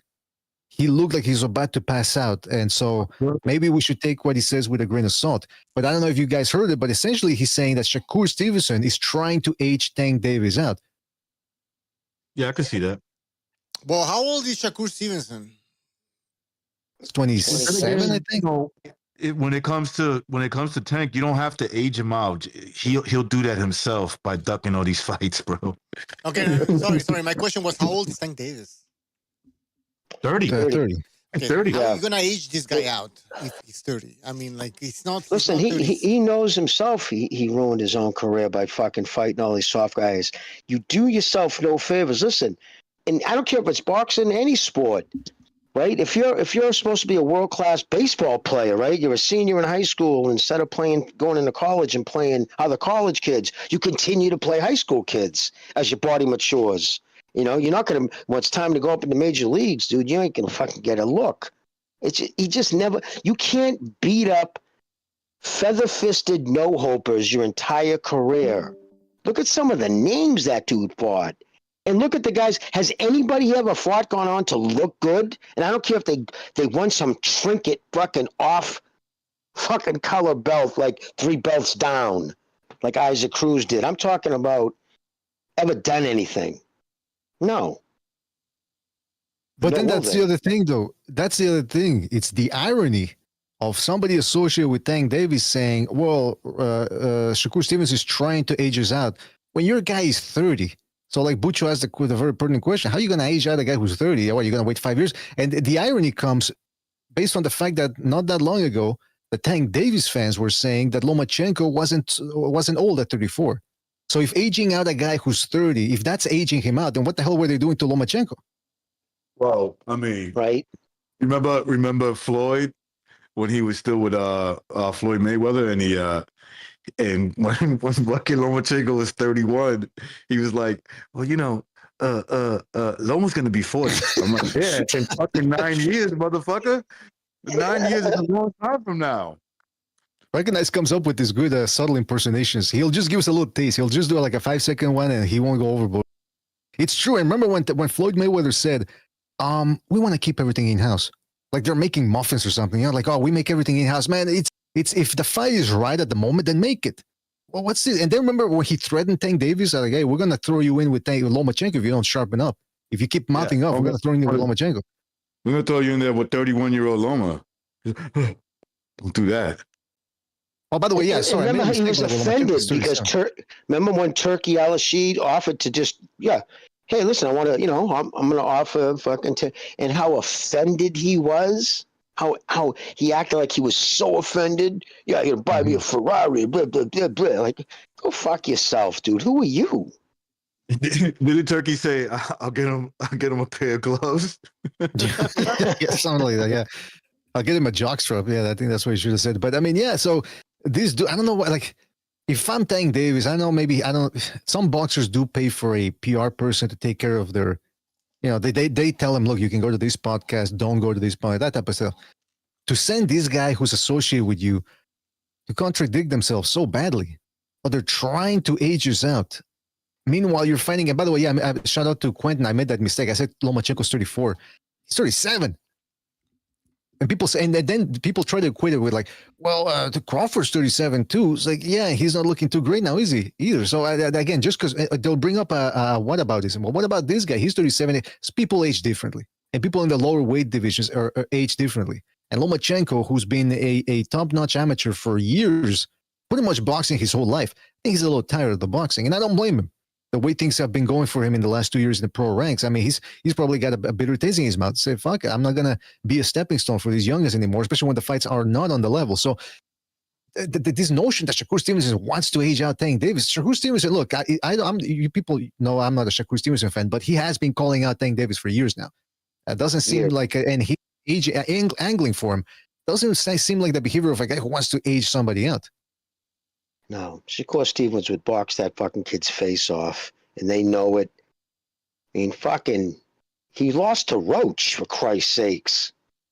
Fucking, let Roach fight fucking Shakur Stevens, see what happens. Let any of the top fucking, let Shakur, Keyshawn Davis fight fucking Roach. He stops him in 6. Well, to be fair, Keyshawn Davis is a huge lightweight. And what's his name? The way Roach had success against Tank was real simple too, right? He just he just punched with the counter puncher. He basically didn't give him anything. That's all he did. There was nothing special. And that's the other thing is because Isaac Cruz, I don't think Isaac Cruz beat Tank Davis, but it was a very close fight. It was like 7-5 type of fight, and that wasn't a guy that was waiting around for Tank Davis. So it seems like if you're a good kung fu fighter or a good counterpuncher, you can give this guy more than just fits. And which again explains why Tank Davis and his team have been very hesitant about him fighting elsewhere or outside the PBC. And then when he does fight a guy who's outside of the PBC, like Ryan Garcia, they got to come in with a dehydration clause. They got to come in with the catch weight. Who knows what else they did? Oh, spice in the camp. I mean, it's, it didn't have to be this way for Tank Davis. It really didn't. And if he would have taken a loss here or there, I don't know if, even, if he is really entertaining, he could have afforded a couple of losses. Canelo lost against Mayweather, pretty much lost a whole bunch of rounds, unless you go with what the official judges say. One of them had a 114. But be that as it may, Canelo's career is still strong as ever, even though he took 2 losses. Tank Davis, I'm curious. Well, I was going to say, I'm curious if he still has that same luster, because you can't say, put it this way, his fans turned on him in that fight. His fans, the people who showed up there, they didn't show up for Roach, and they were booing that decision. That fucking whole fucking place in New York City that night, they were there for Roach. They were there for fucking Tank, and they were booing him. So I'm curious to see if he still fills up places like that. I just want these people who over the years have called and told me about how much of a killer he was and what he would do to Lomachenko and all these things. Like, I have a gut feeling you're not going to hear from those people anymore, especially after that. Like, how could you sit there? I remember the one kid, right before I took a hiatus, he called trying to say that fucking he deserves to be in the Hall of Fame off what he's accomplished thus far, off that resume. I think he refused to. Didn't he refuse to answer the question? I think Rankin had asked him, if he retires tomorrow, is he in the Hall of Fame? And the guy, no, I think he did say, yeah, you're right. I think he did say, yeah. Yes, he said yes, but refused to answer all your questions. In simple ones. Yeah, no, he just, and he also refused to answer something else to recognize. I can't remember what it was, but recognize did ask him something, and he refused. Some guy that called in weeks ago who was saying Tank Davis has a great resume because all these guys that he beat ended up becoming champions. Remember that? And then you said, if he retires tomorrow, is he a Hall of Famer? And I think the guy said yes. Let's open the phone lines. I forget what. Let's open the phone. By the way, let's open up the phone lines. And he was saying that because Isaac Cruz became a champion. Ready to connect. Well, if that's the criteria. Now. Go ahead, Jimmy. Yeah, it's interesting though. You are connected as the host. Welcome. This anti-title sentiment you are now in is the starting to die down again. again. Manage your callers from the call-in studio web. You can mute that, man. I'm trying. I don't know where it is. All right. I think we're done. Okay, I know, whatever. But this anti-strap sentiment, it was strong when the Sheik announced that he was going to be partnering up with Dana White and that there were rumors that it was going to be one belt. And people started saying, yeah, screw the belts. Now we're back to, I was just rewatching Teofimo Lopez Lomachenko because I'm doing a video on the City of Wolves thing. And I'm listening to the commentary and they're making a big deal of, we've never had a champion, in lightweight champion in the 4-belt era. I'm thinking, man, ESPN and fucking Top Rank, they were just as guilty as everybody else of hyping up these belts, man. It's really stupid. Oh, he's that went on to become. Yeah, you got a 4-belt era lightweight undisputed champion from a guy who clearly lost the fucking fight. Yeah, you're referring to Haney or Haney, right? Like, remember that? Like, there's never been a champion. Yeah, them two. Yeah. Yeah, you mean the guy that lost? Well, I wasn't gonna get into that, man. I wasn't going. No, that's much bigger on top of that and younger. Yeah, exactly. But so these dudes with the whole title thing, it's ridiculous. And that's the other thing. People are saying that the Top Rank PBC union might be coming about because of they're making a whole bunch of fights between those guys' rosters. Keyshawn Davis is supposedly gonna fight Edwin De Los Santos. He's the guy that Shakur Stevenson ran from for 12 rounds. Yeah, but De Los Santos hasn't fought since that day, since November 2023. Okay, yeah. See now, I don't like that fight. Yeah. Well, first of all, you liked it because you wanted to see the Dominican get beat up. That's number one. I noticed that the Dominicans are beating the Puerto Ricans now. There's all these contenders and champions. That's blasphemy. That's blasphemy. No, but I'm shocked. The Puerto Ricans, where are they? I missed the Puerto Ricans. Recognize I missed they have good fans, and the rivalry. Let's level up, right? Let's put a stallion Puerto Rican versus a stallion Dominican. Who you got your money on? Historically, well, I got Puerto Rican, but lately, I don't know, man. Hey, but you know what? Puerto Rico, people say, Puerto Rico, they've been down for the last couple of years. But hey, they got Zayas, they got Oscar Collazo at the minimum weight, who's he's dominating down there. He's great. This guy's the real deal. You got Edgar Berlanga. Come on. Berlanga. Revenga. Cuello. Is his name Cuello? Is that his name? Collazo. I was talking about the minimum weight guy. Collazo. He's exciting, actually. I like him as an undercard boxer. Eventually, he would maybe move up to main eventer, depending on who he fights. But right, as an undercard boxer, he's great because you're gonna get some fucking knockout. Absolutely. Reminds me of like Morales fighting in the undercard of Oscar de la Hoya. Eric Morel? Oh, Morales. Yeah. Morales. Well, Eric Morel, that was a Puerto Rican guy, right? Oh, yeah.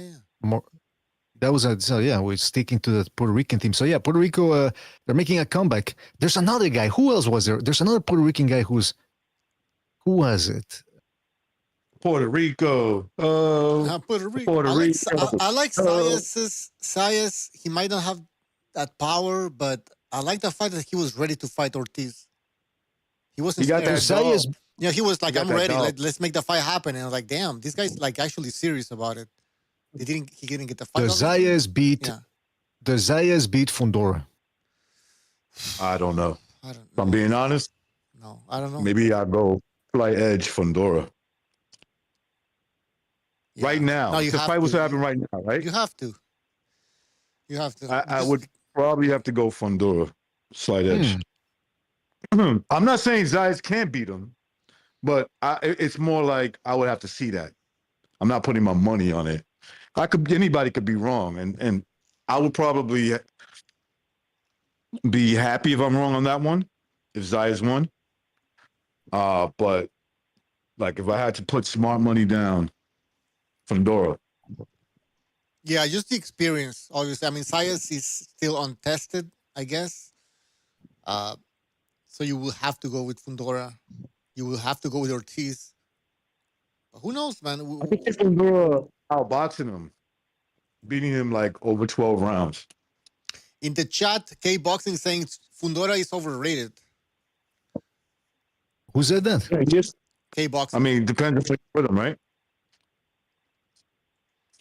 I mean, he struggled against the Spaniard a couple of years ago. Then he gets his ass knocked out by Mendoza. Tszyu it seemed like he was on his way to outclassing him before the headbutt. Lucky Fundora. So yeah, I don't think he's depends on who's overrating him, right? That's the other thing. When people say this guy's overhyped, okay, you gotta ask by whom. If he's being overhyped by a lot of fans and the media, then yeah, he's overhyped. But if he's being overhyped by like a small fraction of people, or a small faction rather, then can you really call that guy overrated? If you told me that he's a pound for pound fighter, I would say he's overrated. If you told me he's the best 154 pounder, I would say he's overrated. Right. We can say that he's the best because it's a stacked division and he hasn't fought them all. So it's very difficult to tell if he's actually the real deal. All right, we got a phone call. Let's take it. Let's see if it works. 832, you're on the air. 832. Yo, what up? What up? This is a straight G Turo. Yo, what's up? What's up? Hang up on him. Hang up on him. Yeah, hang up on him. Yo, is Jimmy still on the show? Jimmy? Yes. Yes, I am. I'm back. Oh, salute to Jimmy. I'm glad to hear he's back on the show. So I feel like it's been a minute since we've heard, right? I like to hear his expert takes, right? Let's see. But I will say this though, right? Like he said he kind of had he said Hergovich. He said that he's a classic European white guy, and I don't know, man, because on the come up, I looked at Hergovich and I'm like, I don't know, this dude is a little bit different, right? I'm not saying he's like athletic or nothing, but like he did have a couple of tricks up his sleeve, right? I would say he was more craftier on the come up, right? But I see him now. I don't know. If you guys know, if you heard the commentary, they said that he only had like a week of notice to fight Joe Joyce, And I don't know, he was out of shape, right? So I would expect that, right? You know, he was out of shape and he wasn't. But I will say he kind of did have some rhythm at times, though. Like he would anticipate Joe Joyce's punches, and he would like show like some nice little defense, right? And I'm like, damn, he kind of caught a rhythm, right? And he would there would be sequences of the fight where he would land a bunch of right hands, right, like in a row.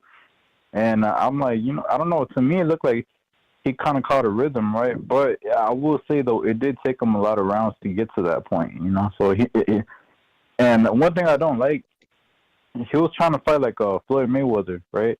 So you know how Floyd Mayweather in the Oscar De La Hoya fight and the Miguel Cotto fight, like when he does that shit, like when he's by the ropes, right? And he'll lean back to try to avoid the right hand, and you know, maybe if the right hand lands, like he'll kind of move his head with it, right? Philip Hergovich was doing the same shit, right? And well, Joe Joyce is trash, right? So you know he didn't land any really right hands like that, right? But I'm like, yo, if that was somebody like Anthony Joshua, Tyson Fury, or anybody else, that would have sparked them, bro. I don't know. Let me ask this question, G. If you saw him dancing at a wedding, you know you'd be giggling. Yeah, of course. Yeah. Yeah, of course. I don't know, but I do think. Yeah, Say it again, BDA? No, I was just gonna tell Butcher, note that area code for Straight G2. That way you can leave him on hold for the show next time. I will. Don't worry. Go ahead, G2. Wait a minute. I'm not the only one who was called from my area code. Go ahead. We'll take that chance. Yeah, man. But let's see. There was other fights, right? Abdullah Mason. I saw part of that fight. Abdullah Mason. Mm-hmm. And to me, to be honest, he didn't look as impressive as he did other times. I think there was even a point where he got clipped by the Mexican. You know, it did. I mean, I don't think he was buzzed or anything, right? But he got caught. Like, you know, some people were like, "Oh, like, you know, he got caught, right?" But then he came right back, right? And he made him take like a couple knees, pause, and then let's see. I mean, yeah, man, he came back. And to me, that shows he has a chin, right? Even when he got dropped by the other dudes, like he still came back, right? I think that's a good sign. So like, people are like, "Oh." See, the thing with Abdullah Mason, like, what gets him into trouble, I think, is that he leads with a lot of like looping punches, right? Like hooks and uppercuts, and then when he throws a jab, right, he'll kind of have like a bladed stance when he throws the jab. So, like, you know, so far nobody's made him pay for that, right? But that one Mexican dude did make him pay for throwing them uppercuts, you know, with no jab behind it. So I don't know, like. I do think that he may beat a lot of these guys like Shakur Stevenson, definitely Devin Haney, right?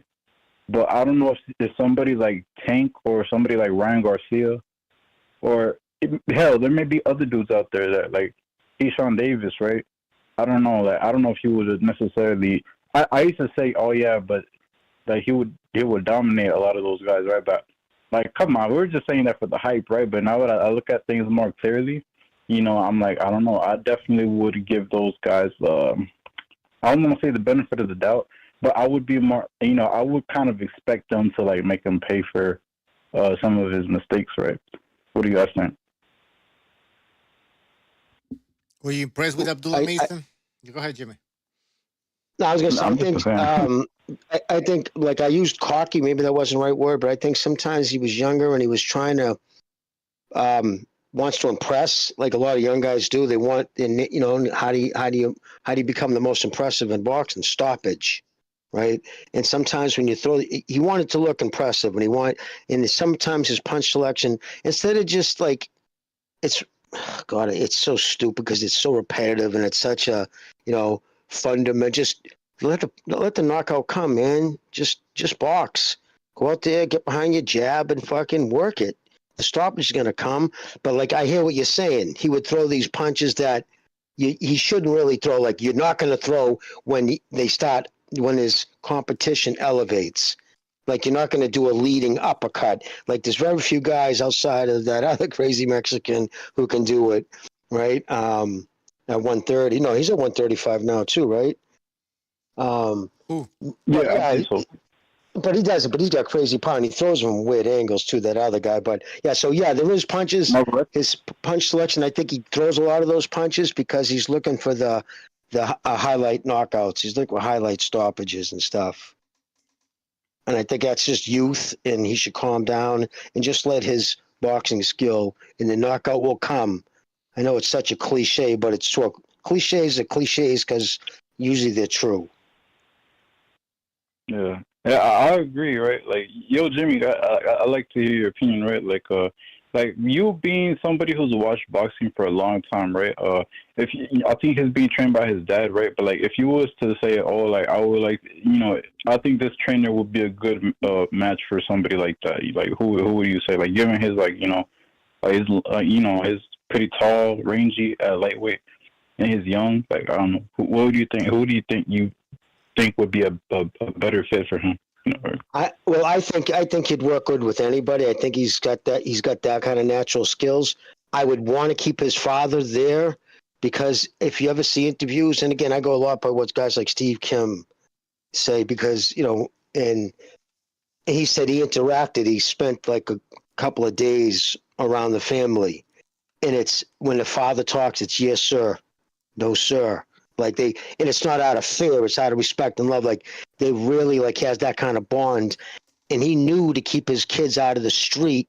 Like he'd work all day, come home and spend hours in the gym with his boys because he knew the best way to keep them from falling into the same trap that so many other people around him are falling into.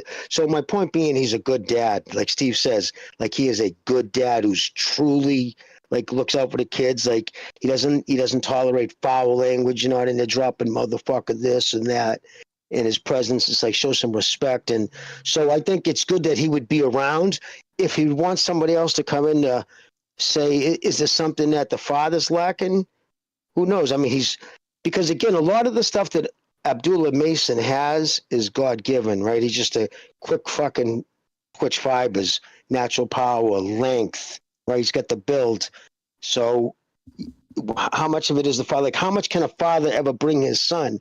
It's different if your father was already a world-class trainer, raises a kid, and his son's also a boxer. But yeah, so Garcia, anybody, I think that kid's smart enough and has good enough boxing IQ that he could work with anybody. But you're right. I never even thought of that. Maybe bringing someone else in to.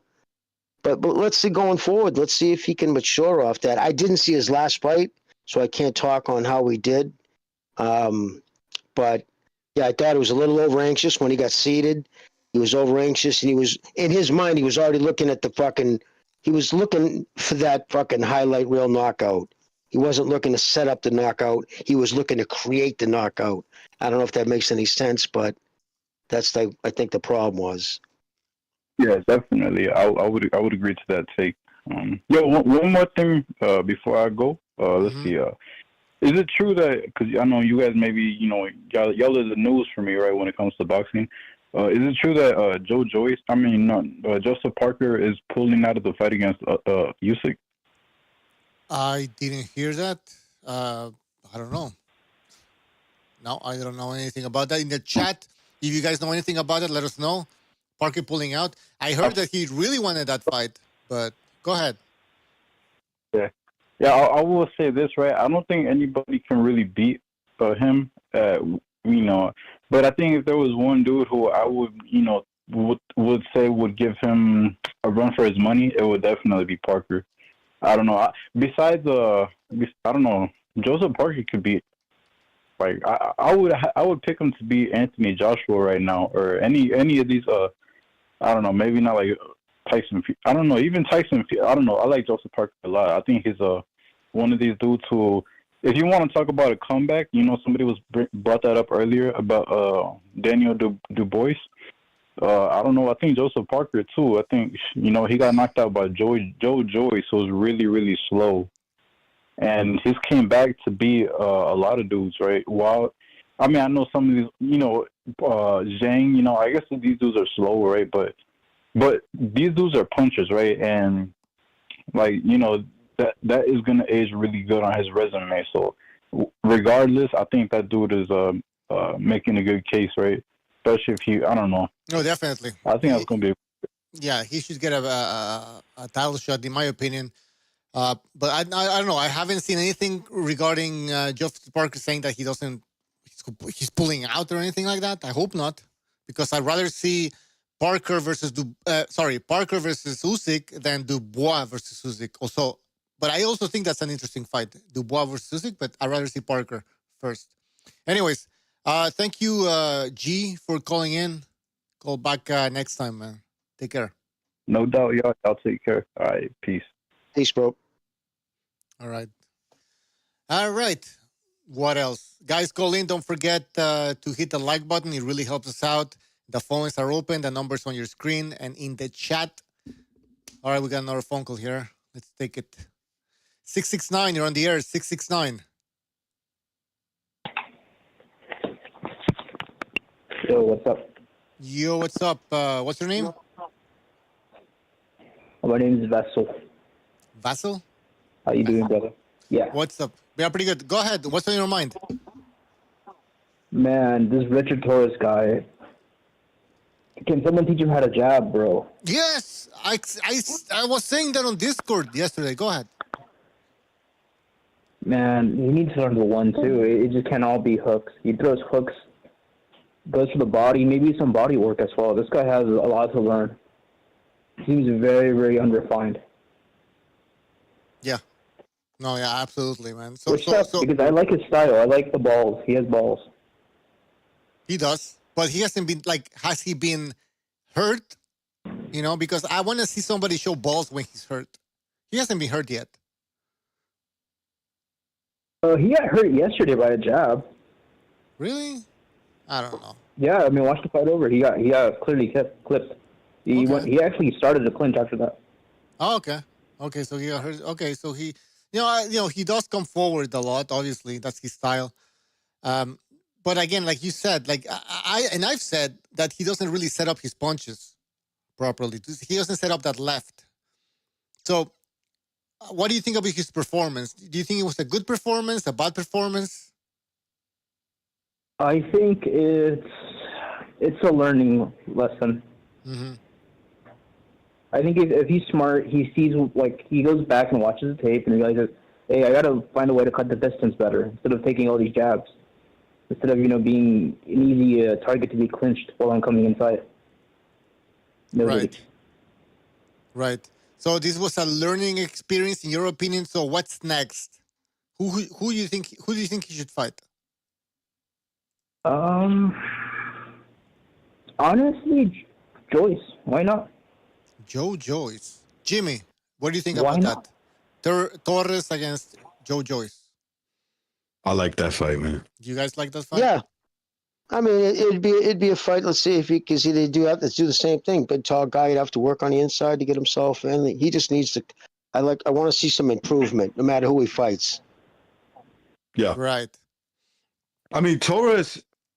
I thought the guy he was fighting. I don't know much about him, but I did a little research on him. Guido, whatever. I don't know his last name, but that guy. He's a pretty good boxer from what I could see, and he's got a tough chin, and so that was good that he fought a guy like that and he hurt him, and he was able to beat him on points. And I saw something. I saw like Torres has something a little bit more than those highlight reel knockouts that he has.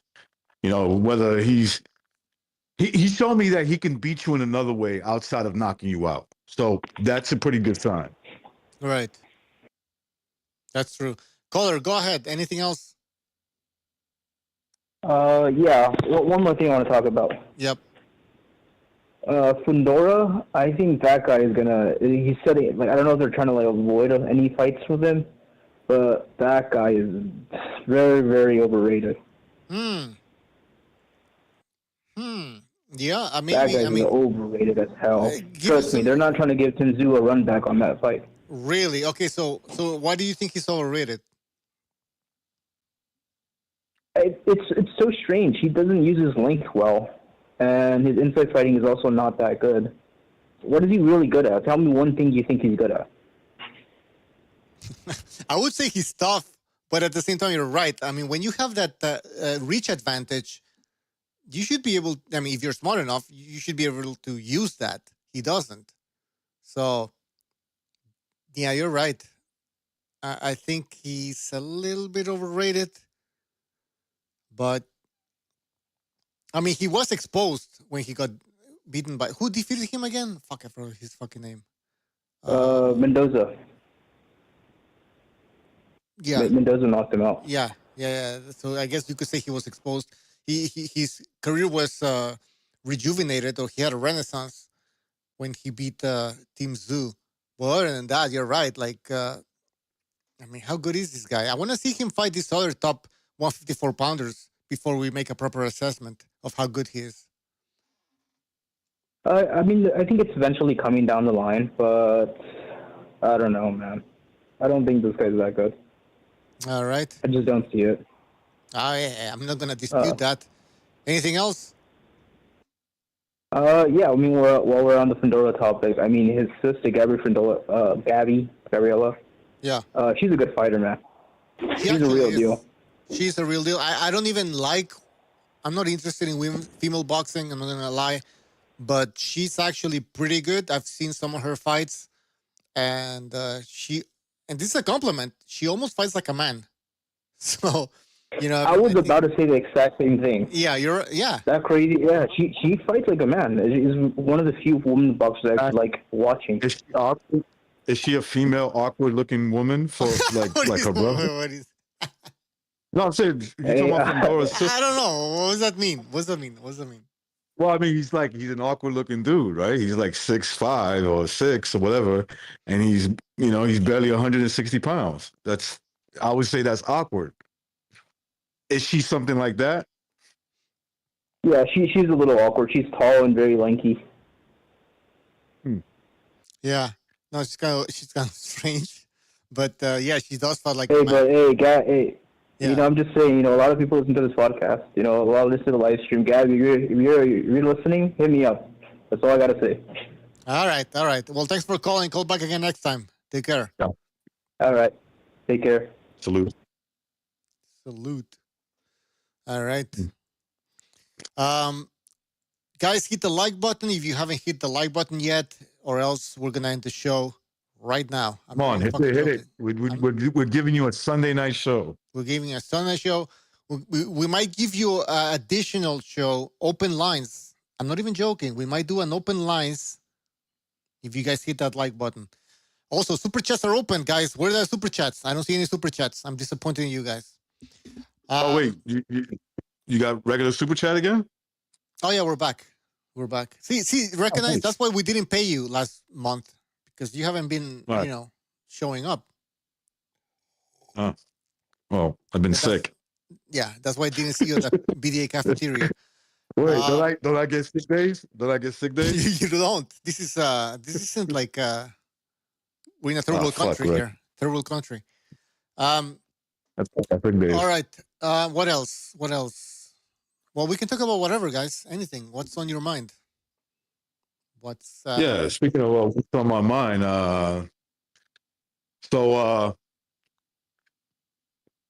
so Parker is not interested in fighting Usyk. Is that what I'm hearing? I didn't see anything regarding that. From what I heard, he really wants to fight Usyk. The thing is, Frank Warren, apparently he has both Parker and Dubois on his table, and they both want Usyk. Now, Dubois is a mandatory WBO challenger, so he should be able to get that fight. But at the same time, Dubois is the IBF champion, and he could actually get that fight because it's a unification fight. So since it's a unification fight, the WBO could stand down and allow that fight to happen. So, and Frank Warren said that he prefers Dubois to fight Usyk rather than Parker. But Parker said that he's willing to activate his mandatory challenger position. So it's a fucking mess. You know, I like Frank Warren. Me and him got a lot in common. We're both named Frank. We both got shot in the head. He's in a good position right now. He's in a good position. He got two fighters. I mean, I'm serious. He got two fighters that can make him, you know, he could potentially have two fighters fight Usyk back to back, right? And you never know, right? Because Usyk is getting older. One of those guys might beat him. True. But now for him, it makes more sense to make a Dubois Usyk fight because he says, or somebody claims that they could sell out Wembley Stadium. Dubois could do it. I guess he could. He's a British fighter, so he's going for the money. Yeah. I mean, if you could sell out Wembley Stadium, it's a unification. Well, it's for Undisputed. I'm guessing, right? Yeah, because it'll be a border belt. Yep. Yeah. It could be a huge fight, and then if he beats Dubois again, then you got Parker lined up perfectly. Right. Yeah, because if you have the Parker fight, where are you gonna have? I mean, you have this in the UK or Saudi Arabia. I mean, you're not gonna have this in New Zealand. No disrespect, but I don't know. I think someone tells me that fight would be done in Saudi Arabia. Parker and Usyk. Right. I think the Dubois and Usyk fight will more likely land in Wembley. Is that in London? Yeah, of course. Yeah, it's London. Yeah, that's a big stadium over there. So it makes sense that Frank Warren wants that fight over there. But again, I have to check because maybe G Tour is right and Parker's pulling out. Guys, let's take a phone call before we continue. Pulling out. I don't think it's because he's scared. It's because somebody's probably in his ear. No, of course. I'm not. Yeah. I would never doubt. No. Parker's ready. 858. Yeah. You're on the air. 858. What's up, guys? It's Jose. Hey, Jose, what's up, man? What's on your mind? Go ahead. Nothing, man. Hey, I agree with Jimmy that what's his name, Torres needs to settle down once he's in the pocket. Like he rushes in, you know, he goes in like with a good counter or punch, but once he's in there, he's looking to mirage you. He's like trying to like he gets all I don't know what's the word. He tries to hold and then make it a little dirty in there. Like I don't understand. Like if these fighters have all this what do you call it? Experience, amateur, Olympic. It's like it seems like they should be more able to adapt, you know. But I don't know. It kind of reminds me of like Daniel Dubois. Like Daniel Dubois, like when he was coming up.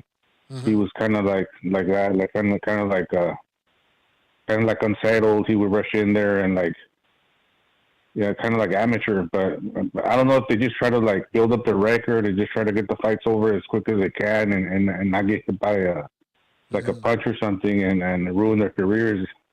But once they have more fights and they become more settled, you know, they start slowing down and fighting better. Is what I think. And I don't understand what that guy's talking about, that Fundora, he's overrated. How can he be overrated if he's a champion? Right. We were talking about, like, okay, let's say if I said to you, right, Jose, Fundora is the greatest Mexican boxer ever. You might disagree. You'd be like, yeah, I think if that's what you think, you're overrating him, right? Wouldn't I be, in your opinion, wouldn't I be overrating him if I said Fundora is the best Mexican boxer to ever do it?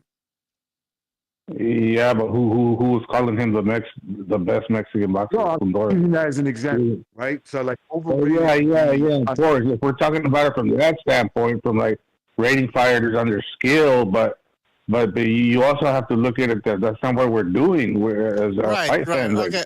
This is a fight game. You know, we're not doing like a list of who has the prettiest style. And to me, the top guy is the guy who's on top. Right. So Okay. nobody can beat regardless if you don't like it. They don't look Do you pretty. think he's the best 154 pounder?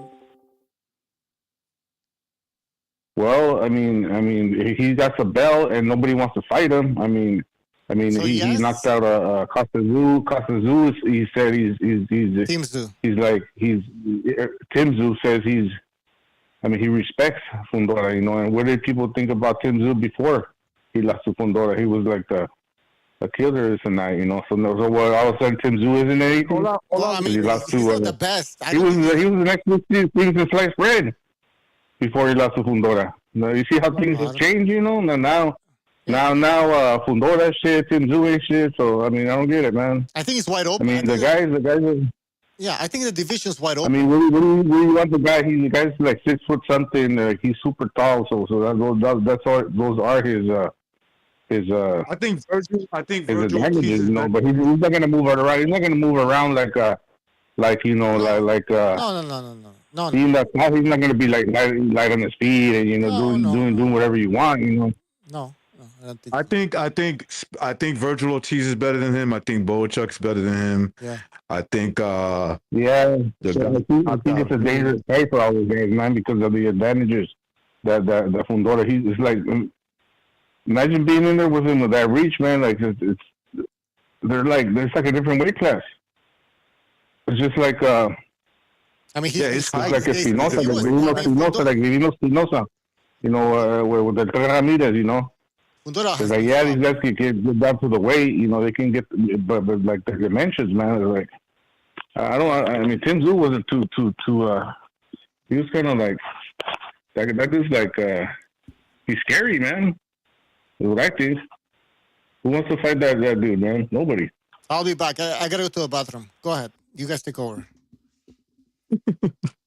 all I would say is this: that, you know, listen, Fundora's he's a good fighter, he's a good champion. But if somebody said that he was the best 154 pounder, I would probably disagree. I'm not saying he can't prove himself and become the best 154 pounder. I just don't think he is. I think that what happened with Tim Tszyu, What? Yeah, well, that was kind of like bad luck on Tim Tszyu because he kept fighting and he got hit with that elbow. It is what it is. You got to give him credit. He pulled the fight out. He ended up winning. So I give him credit for that. Let's see if he. I want to see him in there against guys like Virgil, Boachuk. Like just for example, just for example, dude, like that last fight he had, like that dude went in there to fight, man. I mean, he's like not a regular, but he was like a contender, and like it just seems like a different weight class, man. Like he just goes in there to hurt you, you know, like with those. I mean, it's kind of like unfair, you know, but that is his advantage, you know. I mean, it's kind of like you're fighting a video game, you know. Well, you're gonna fight the 7 foot, you know. Oh, I got Undisputed, the video game. By the way, I haven't played it that much. I gotta start playing it. Well, the most heavyweights. Yeah. You know, what's that? Fundora's taller than most heavyweights. Yeah, that's what I'm saying. What? 6'5" is he? 6'6". Well, some of the height he is. He's over 6. He's like 6'6". Yeah.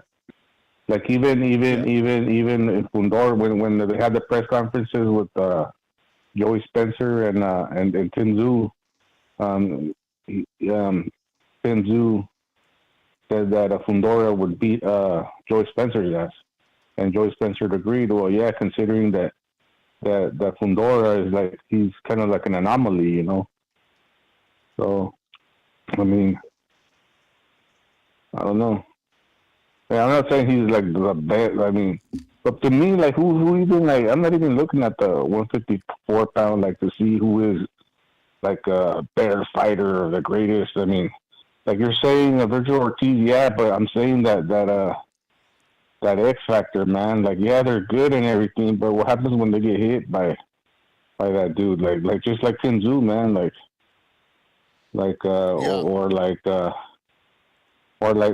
Say if Brazil Ortiz gets hit like he did against that one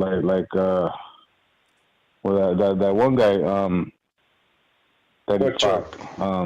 Was a good scrap, ball check. Yeah, what happens is that's his own size, It's like, I mean, let's and honestly, Ortiz looks good, but honestly, man, that ball check was probably a gift decision, and his last fight against that was a good fight, but I mean, it was closer than what. So you're saying Ortiz? So you're saying Ortiz is overrated? Like not the man. So you're saying, Jose? So you're saying Fundora is not overrated, but Ortiz is overrated?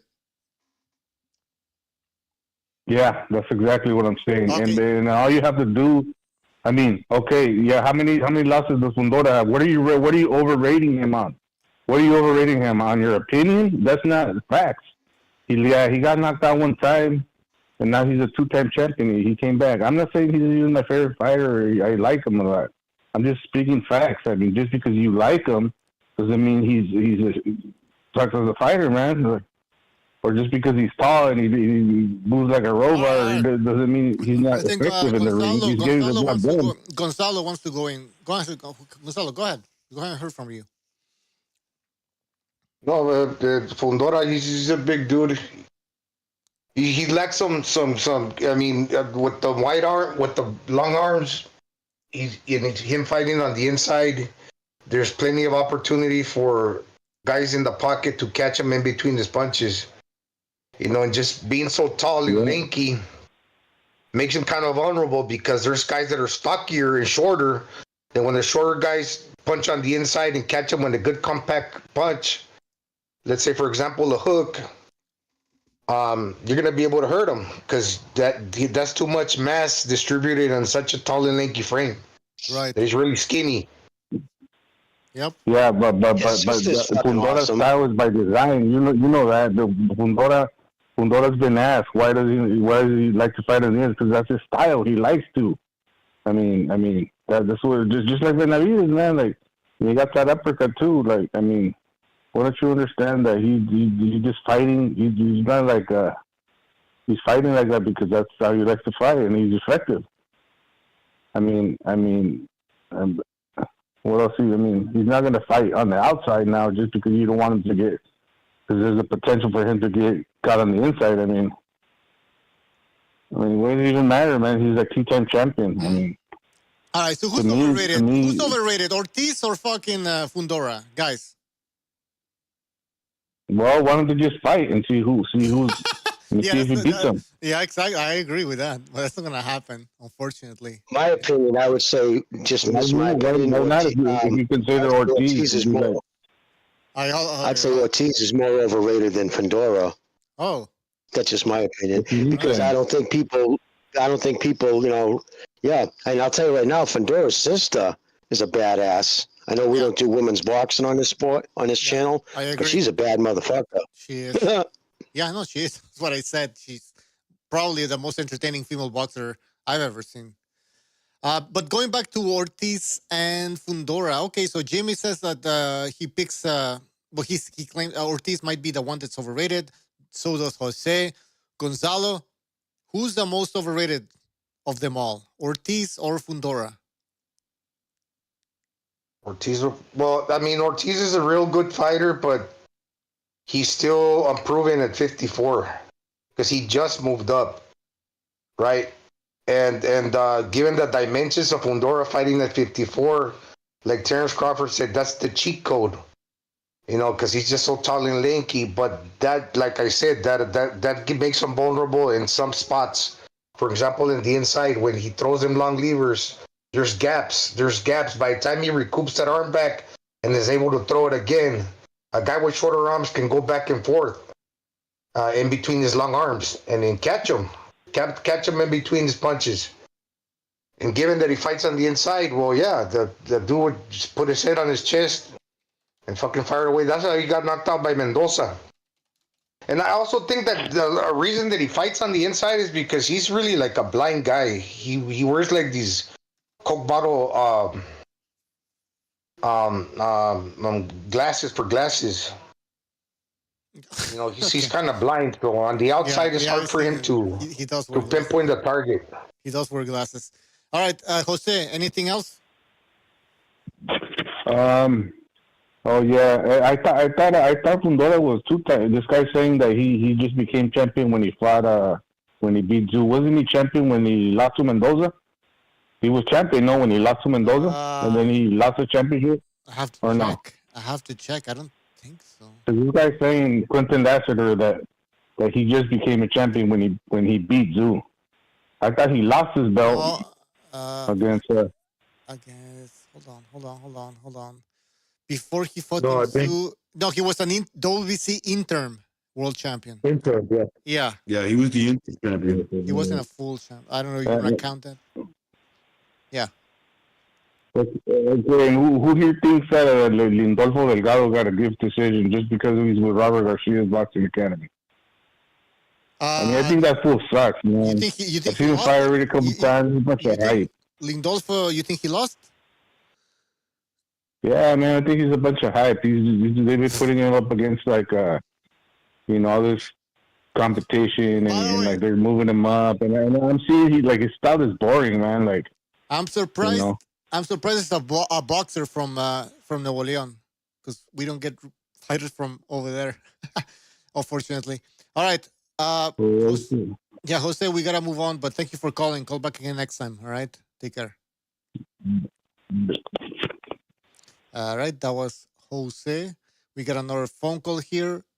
Guys, hit the like button, you fucking peasants. Hit the like. 830. Yeah. You're on the air. 830. Yo, 830. You're on the air. Yeah. 830. Maybe he went to the bathroom. I think we waited too long. Hello. Yes, you're on the air. Hello. Yes, go ahead. I believe Gabriel Fundora used to beat the shit out of the big brother. I think. Oh, you okay? I think who the hell Fundora, is Gabriel? But I think that's his brother. Fundora's overhyped. Overhyped. Come on, if he wasn't 6 foot, if he wasn't 6 foot tall, he wouldn't be nobody. Yeah, but he is 6 foot tall. We can't do anything about it. You know. I think he gets wrecked by Virgil, and it will be infamous. It will be the most brutal knockout. It will be a body shot. I'm with you. On that wait a one. minute. I'm sorry. You guys talking about Virgil Ortiz? I thought you guys were talking about the other Ortiz. We're talking about Virgil Ortiz knocking out. Oh God, no. He's not more. No, Virgil Ortiz. No, let me refrain that. Then I just want to make that perfectly clear. Sorry. The body attack that Virgil will give Fundora would be one for the ages. I agree. Yeah, no, Virgil Ortiz would spark him, in my opinion. Me too. I agree. It's a good one. It's going to be. I think that fight should be made, and I think we should see the circus that's going to come in town. You know, he's too big, man. He's too big for that division. He needs to gain some weight. Seriously, he needs to get a little hefty. Come on. He's got the frame. I'm going to defend Fundora here. He's making weight. He's a champion. He's a title holder. Why should he rush and move up in weight? Come on. His chin is going to get caught, dude. His chin's going to get caught, dude. He's too dry for that weight. He's too dry. Yeah. He does gain it quick. He does gain he does gain back the hydration quick, but he's so dry. All right. What do you guys think? Should he move up in weight right away? He's a champion. I mean, if he can do it, right? Like he might be one of those tall, skinny dudes that can't put on weight. They just got height like a motherfucker. He's Thomas Hearn. But we all know those tall, skinny dudes are dense. You know, they know they're dense. They're dense. You know, they got wiry frames. Probably right. Come on. Tommy Hearns right. pulled it off. Move up. He could probably move up to 160 or 168 even, you know? Eventually. Look, and it would be good. It would be great for his career. I honestly think, if he got on the real bean and rice diet, he can be up there with Zero right now. Yeah, but that's not a good diet. Come on. The Mexican. Oh, come on. The Mexican diet. He's gonna look flabby. He's gonna look flabby. He's gonna look flabby, but hey, he's still got those arms, bro. He's still gonna be dense. It's gonna be dense. It's bone density. He's got good bone density. That's one thing he's got. I guess I haven't seen Fundora complain about making the 154-pound division. So, I think. But he's like what, 28 years old, 27 years old. How old is he? Let me check. Well, I believe it. He's like 27, 20. It's gonna creep up on you once you start getting closer to the 30. 27. 27. 27. Yeah, he's got 2 years at this division probably. I agree. No, I agree. Before 2 years. That's a lot, though. He can get in 4 fights in 2 years. Well, he's with the PBC. He's not gonna get 4 fights. He's gonna get probably 2 fights. Yeah, that's true. That's right. In those 2 years. All right. Anything else? Hey, great show today, man. Great show. Thank you for calling, man. Take care. Yes, sir. Yes, sir. All right. Good call here. Let me read a super chat before I forget. We have a super chat from. Where's the thing? From Jean Ryu. Thank you for your super chat. Really appreciate your support, man. He says some shekels to pay for some Pepsi and Frito-Lays. Salute BDA and Bucho, and salute to the BDA community. Yeah, the BDA family. Shout out to everybody. Thank you, Jean Ryu. And again, it's for the wine. All right, Jean Ryu is for the wine. But I appreciate your support. And let's take another phone call here. Phone call 210. You're on the air. 210. Yo, Southpaw, Texas. Yo, what's up, Southpaw? What's on your mind? Yeah, I don't agree with the last caller, man. But I did hear he's from an 830 area code, so that's a Texas one. So he's probably close to somewhere close to here. So he's gonna have that biasness towards Ortiz, even though I think Ortiz would be the favorite going into the Fundora fight. And to the overhyping of these guys, I think they're all overhyped, and I like it. You know what I mean? That's just promoters doing their jobs and fooling fans. You know what I mean? That's what they're supposed to do. They're supposed to hype these guys up. But with Fundora, with Ortiz, with Tszyu, yeah, they might be overhyped, but I like that because they're flawed. Because when we get perfectionists like Floyd, and we see all these guys at the high A+ level fighters that are perfectionists, and they always get to whenever they face off, it's never a good fight. I like to see the flawed guys. I like to see the Gotti Ward. There's a reason those fights always do better, is because they have flaws. You know what I mean? And when he said Fundora is only big because he's 6 feet tall, yeah, but you can say that, but does he fight like he's 6 feet tall? He doesn't jab. He doesn't fight from the outside. He fights on the inside. So him being tall, it really doesn't count for being tall, other than they got to punch up, because he fights. He doesn't stick and move. And with Fundora, he's not going to last. But he's fun. We got to enjoy him while he lasts, because he reminds me of a Paul Williams. He reminds me of who's that other guy from Southpaw? You know what it is? He's awkwardly tall. He's so fucking tall, right? That it makes him look like a freak. Like at 154 he looks pounds, like a praying right? mantis. Yeah, exactly. It looks like the I agree. He shadow looks like from a praying E.T. mantis, bro. Yeah, but he's gonna be like Paul Williams, and I'm trying to think of the other guy that just retired from the PBC. He came in real big. The black dude. He fought real aggressive. Jared Hurd?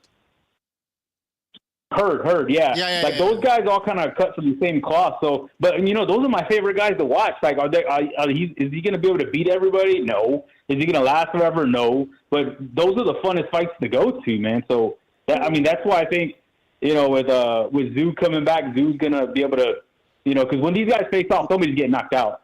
We're not going to see the ass style or a boring fight full of cinches, happen. These guys are gonna fight till one of them gets caught, and one of them will get caught because they're all flawed. But with Richard Torres, man, he seemed nervous. Did y'all sense that? He seemed a little nervous because he's a young guy.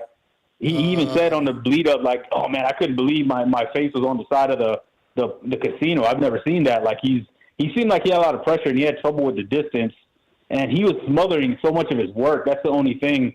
And I did see he was open to uppercuts and like counter uppercuts. So when he's coming in, he comes in with his head down. And I hope he becomes something, man. I really hope he does because one thing I noticed is like he gravitates towards the fans. Afterwards, you can see the fans were like staying afterwards because they wanted to, give him a fist bump. You know what I mean? So those are my favorite kind of fighters, man. But I don't know if he'd be able to beat the guy with no heart from Top Rank, Anderson, which I've seen Anderson live, bro, and that was a disappointment. I took my son and a couple of my nephews. They're young. They were hyped up. I was like, cool, getting these young guys into boxing. And, man, this dude put a stinker on in Texas. So he's got no heart. I think if Richard can get him into deep waters, that just he'll lose focus and he won't be able to just stay in the fight mentally. So I hope Top Rank does make that fight, and they probably will because they're not going to waste any more time and money on Anderson. Right. That's all I got, man. That's a good fight. All right, okay, that's all. Anything else? No. No. I mean, just a good weekend, good month of boxing coming up, man. We'll see. But one thing I did want to say with that other caller, but and I hope he's wrong. I'm not. I mean, not taking no shots at him, but when he said that Fundura is not going to get any fights, but we're seeing the alliance with Top Rank because they feel threatened by TKO. Maybe Al Heyman will give these guys more fights, and they will, face off more because now they got a new alliance just for survival. They gotta work together now, and that's another good thing that Turkey's making them do indirectly. But with TKO coming on now, other promoters are like, we got to work together. Mm-hmm. So that's a good point. With Turkey Al-Sheikh takeover, right? It's forcing these guys like now they got to. I mean, once the market is out there and it's like, look, I make all these big fights. I make these fighters that normally wouldn't fight each other get in the ring and make a whole lot of money. You have no choice but to step up your game. Right. Or you fucking die, right? Mm-hmm. It's up to you. Mm-hmm. So I think these guys are going to do that. They're going to be like, look, man, this fucking dude from Saudi Arabia, he's going to take everybody if we don't step up our game. Right. Competition. All right, Southpaw, thank you for calling in. Call back again next time. Take care. All right. Salute.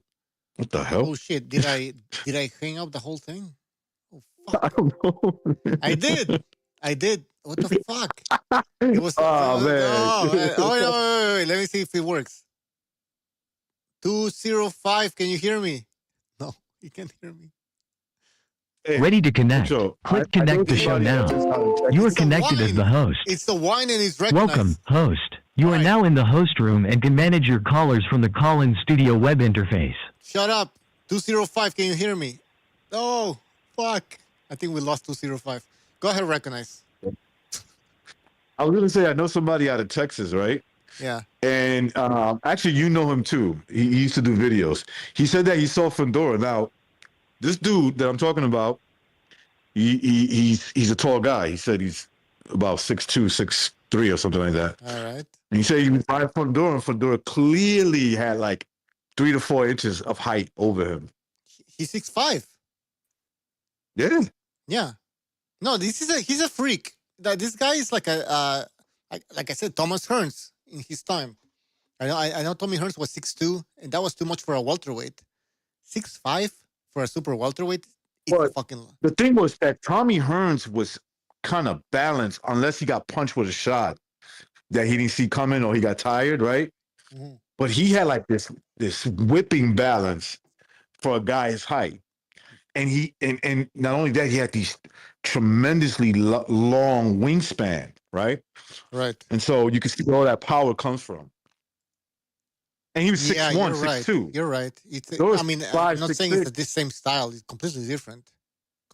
Yeah. Guy, 205 is back. Sorry about that. 205, you're on the air. What's up, y'all? Uncle Charles, what's happening? Oh, is this Uncle Charles? Yes, sir. Let me say this, man. Let me say this. I'm gonna get the hell off here. And I heard it the other day. Well, I read it in the news. Deontay Wilder want to fight Jake Paul. Let me tell you something, Deontay. You need to stop wanting to do that. Because let me tell you something. I know why you want to fight him, because you need the money. That's why you want to fight him. Let me explain something to you. It wasn't enough that you got in that ring with that big old Chinaman with that swole head, and he hit you all in the top of your head and the bottom of your ass. He hit you everywhere that it was allowed for him to hit you at. And you crawled over in that corner over there, and then you thought your ass was in somewhere in San Juan, but you was in the United States, but you didn't know because you had a damn concussion. This is what I'm talking about. Carry your ass somewhere and retire. That's what you need to do. See, this is why I don't like Deontay Wilder, because personally, because he's a good boxer, don't make him a good moral person. But for 2 years, this guy was dating his brother's girlfriend, and he didn't even know. What kind of brother is that? And that ain't alleged. That's true. And now you're wondering why, because you can't win a fight, because karma got your ass. I know karma when I see it. I'm standing out there with my family members. He done threw a boomerang, and he took his eyes off that boomerang only for a second. And when he turned around, the boomerang came back and knocked his ass out. That's right. That's karma for your ass. This is what I'm talking about. You need to go ahead and retire. You got your ass whooped by Tyson Fury. Right. You got your ass whooped by that Chinaman. All of them. All of them. Get somewhere and sit your ass down. People like Crawford. Let him have a payday. Go ahead, Jimmy. No, I was going to say like his brother admitted that his own brother came out and said it, that he goes, imagine that my own fucking brother was banging my girlfriend for 2 years behind my back. Jesus. That's right. And now you can't wonder why you can't want to fight. Because karma, excuse me, I got said, karma is a bitch. That's what it is. And you're getting it right now. Now, you want to fight Jake Paul, but I know you want to fight for money. But see, they warned you about that girl. She was an industry girl. You still went over and got her. And you try to turn her into a housewife. Look at your ass now. She took your house, and now she's going to take all of your money. This is what you do. Let me tell you something. Let me tell you where you're going to end up, Deontay. You're going to be like Adrian Broner. Look at it. The last time I seen him, he ain't got no teeth in his mouth. And next thing you know, his ass going to be out in front of a package store doing little dances for 50 cents. This is what I'm talking about. When you're a professional fighter, that you have to take that job very serious. Look at Terrence Crawford. He got shot in the head and took himself to the hospital. And when he left there, he said, I got better things to do with my life than to live my life like this. And he ain't turned around since. And look at him right now. He's up for a big fight and to make all this money, and he's going to leave some money behind for his kids. Let me say this in closing, and let me get the hell off here. You got to be careful when you're a professional fighter. Everybody want to come around you. Family, women, all kinds of people you ain't never seen in your whole damn life. But at some point, you got to have some damn sense and cut these people off. What's more important? You and your kids. Yeah. That's what's more important. Yeah. You don't give a damn about nobody else. You go to fight until you leave that money behind. Now I'm going to say this to you, Deontay Wilder. You will go to the Hall of Fame. I don't know how, but you'll go because you follow all those fights defending your title. But I'm going to tell you right now, if you don't get somewhere and sit your ass down from everybody knocking your ass out, you ain't going to have boo-boo on your butt. You're going to have boo-boo on your back. Because I'm going to tell you something. You're going to have to pay somebody to clean your ass because you can't do it your damn self. Go somewhere to retire and live off the rest of whatever money you got left. And that's all I got to say, player. Appreciate y'all. All right, take care, Uncle Charles. Great call. Great points. And let me just add this. Never fuck with a girl named Carmen or Karma. That makes sense. Yeah, all the pussy in the world, and you banging your brother's girl. Like, that's just cold-blooded. That's scumbag. Damn. Hell no. Damn. Rafael. I would have told her, kick rocks, biatch. Go that way. Like, that's just like you gotta have it all, man. You gotta take everything from them. You're the famous brother. I'm gonna make my brother look bad by me fucking sleeping with you? Hell no, that would never ever happen. I'd rather watch you fucking drown. How about that? Like, just fucking fall in the Absolutely. All right, we got 2 super chats here from Rafael Garza. He says, Hitman would knock out Bud in 4 rounds, surely. Jimmy, you're from the 80s. What's that? You remember the 80s? Hitman Hearns knocks out Thomas Hearns in 4 rounds. He's Hitman saying Hearns. Tommy Hearns knock out Bud Crawford in 4 rounds. If prime to prime, yeah, of course. yeah, I'd go with Hearns. Maybe not for Just 'cause rounds. of his Maybe size. not for rounds. I don't know. I think I don't know if I put 4 rounds on it. I agree with you, but I would go with Hearns. absolutely. Yeah, me too. Man. Thomas Hearns, the You're talking Hitman. one of the greatest welterweights, in my opinion, of all time. He was a bad dude. He fought a different era.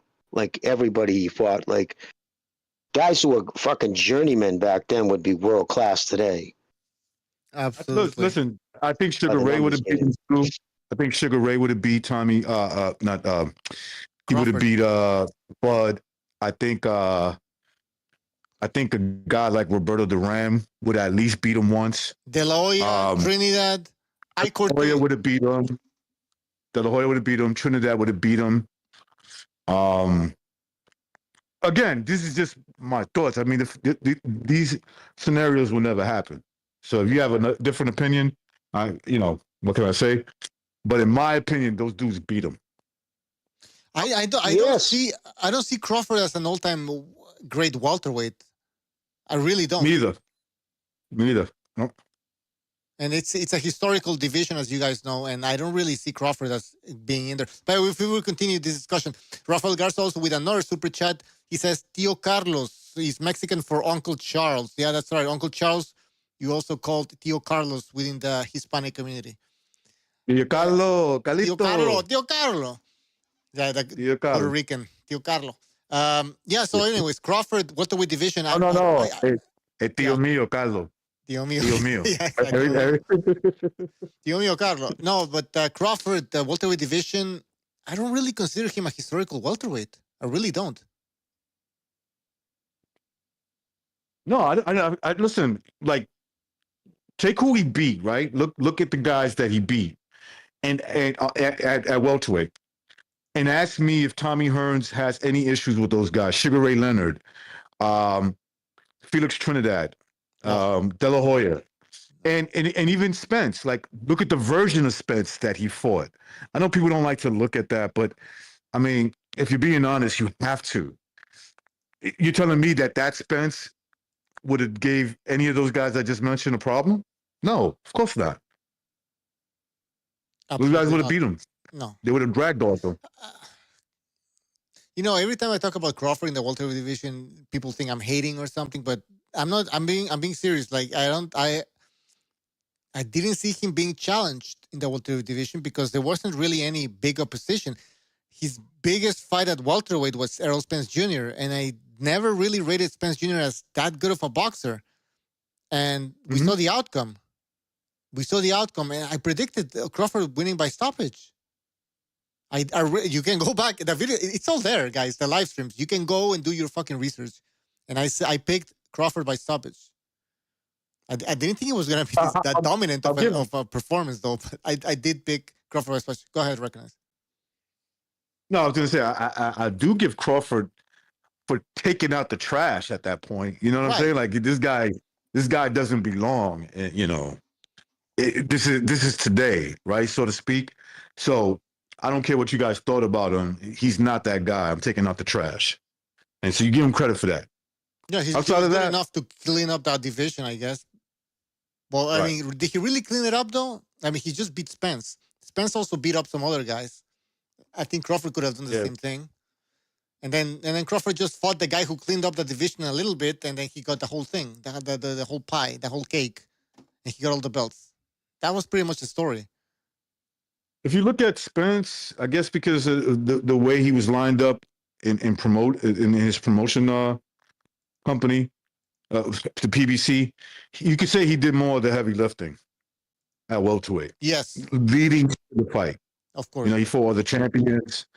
I'm not blaming Crawford all the way for that because we know that a lot of these guys did not want to fight him, but it still doesn't change the fact that if you look at who did more of the work at welterweight, it was Spence going into that fight.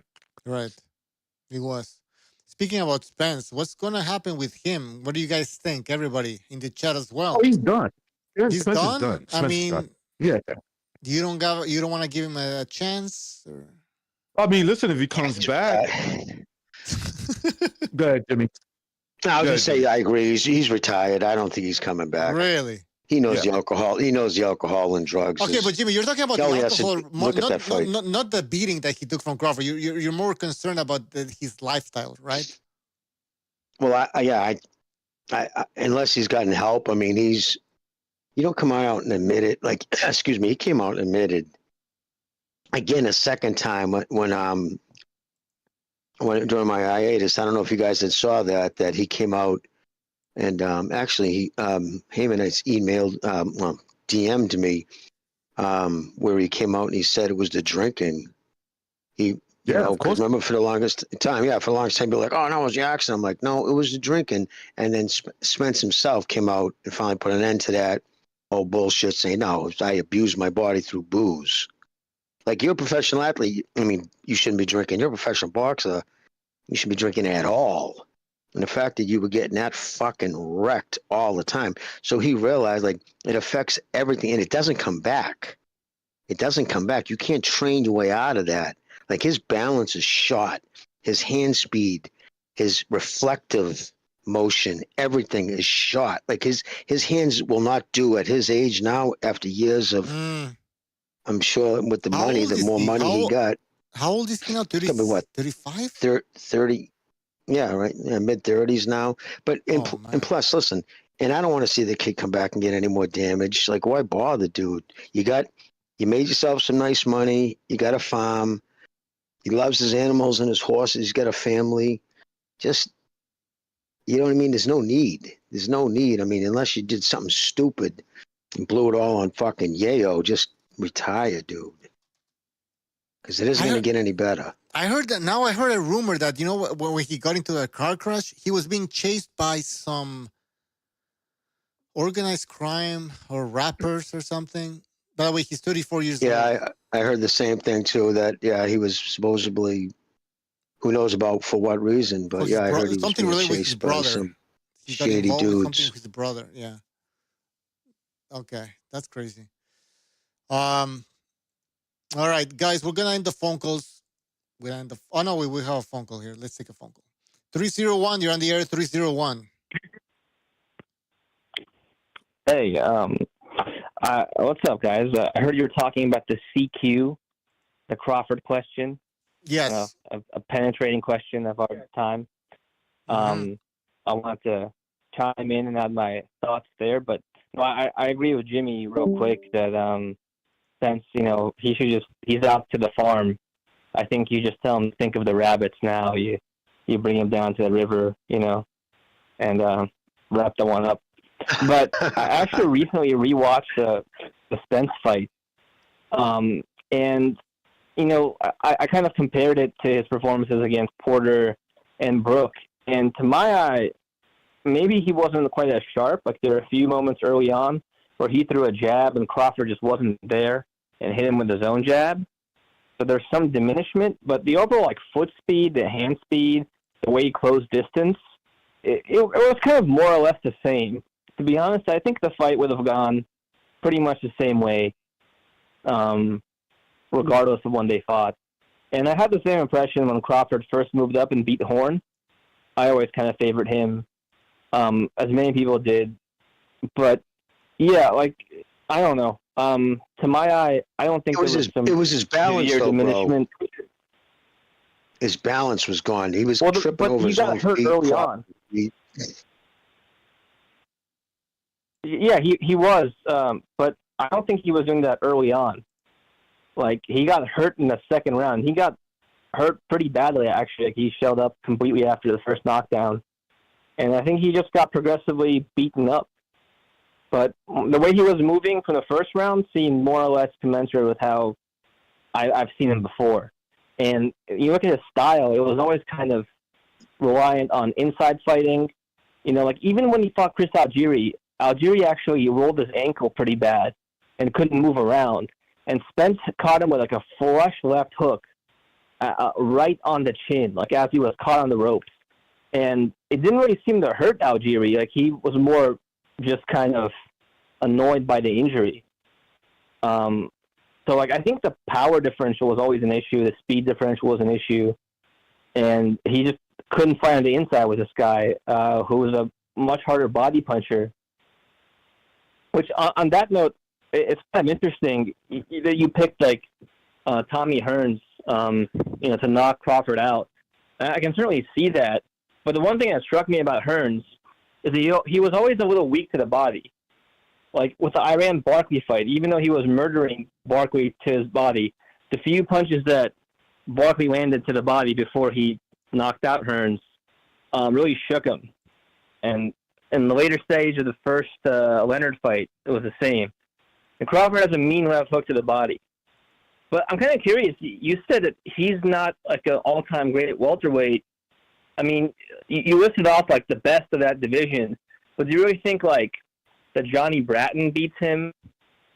There's like that. Well, it's because Crawford, he started at 135. He started as a lightweight.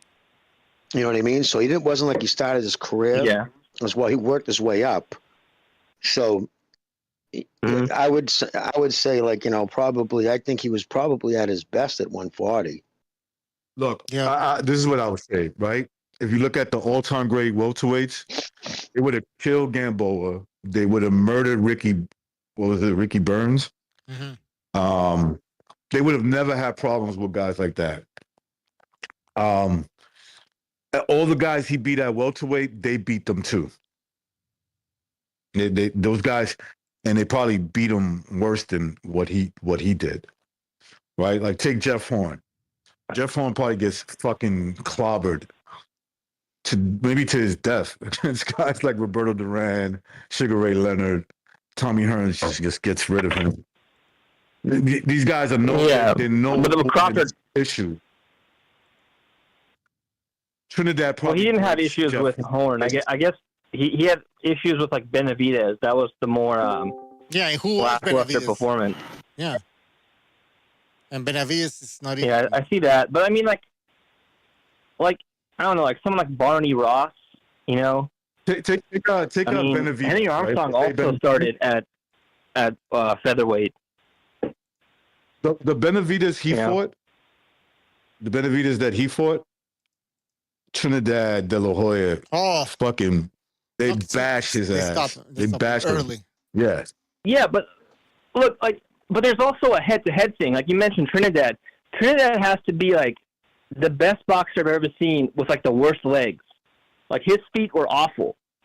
No, but I think he has a severe disadvantage against Crawford. And Crawford also has a 74-inch reach with really fast hands. Like he can shoot in the pocket from ranges other people can't. Like very few people would have picked Mike McCallum to beat Donald Curry, right? But one thing McCallum had was a really long reach and the knockout punch that he hit. It was a very even fight. It was like this left hook from outer space that he just hits him as Curry pulls back. Yeah, and he actually puts his head off an angle, and he still gets hit. No. I like the Cobra. That bummed me out. I was so bummed out when the Cobra, There was rumors, though, that later that I guess Cobra liked his fucking bug, too, you know what I mean? And Trinidad, he might have looked flat-footed, but the only guy I saw him actually beat him up because of his footwork was the Oscar De La Hoya. Everybody else got caught coming in, and Crawford is not like Oscar De La Hoya. He wasn't fast coming in, and he actually put his hands down. Trinidad would have knocked him out with a fucking left hook. Well, he would have dropped him. Well, De La Hoya moved around. I see what you're saying, but I'm saying that Crawford has this advantage in that he has much longer arms, and he can position himself in the pocket better, where Trinidad likes to fight. But that's where Crawford likes to fight too. Yeah, Crawford won't gain. He's gonna get. I mean, Vargas hurt. I think Crawford Vargas hurt Trinidad many times, and he was very inexperienced. I think Crawford gets tagged trying to come in on the inside. Yeah, sure. If he gets on the inside, he can do his thing. But coming in, I memean, look at the Kaveluska fight. Look at the Trinidad has to come in on him. Crawford has the longer reach. Trinidad was he was a counter puncher actually. Sometimes he was pretty good at that. Yeah, he was a good counter puncher. Yeah, he was waiting for you, and he timed. But I'm saying extremely good timing. He had good timing. I guess Kell Brook caught Crawford a few times. Yeah, no, he gets not. Yeah. He gets, I don't know. Interesting. It's a fantasy fight, so I guess we'll never know. All right, caller. Thanks for calling. Yeah, I was just teasing go out ahead. thoughts, Go ahead. but One last comment. Go ahead. anyway, yeah. No, I was just teasing out thoughts. I guess maybe some devil's advocacy. Not really wedded to any of these opinions, but anyway, yeah. I hope you guys have a good night. All right. Thanks for calling. Take care. All right. Thanks, buddy. All right. We're gonna end the phone lines. How the fuck do I hold up? I gotta go pee. Yeah, Trinidad, man, that was great. Puerto Rican boxing, though, it really was, man. That was when, it just, You know, I mean, people talk about the kid coming up now, maybe being the next Trinidad. I don't think so. I don't know. I I can't remember. What's his name? Who? The From Top Rank. Yeah. He's a great boxer. Don't get me wrong. I just don't think he's going to reach. The one that has multiple losses now. What's that? The guy that has multiple losses. No. The kid they've been high on since he was 18 years old from Puerto Rico. What?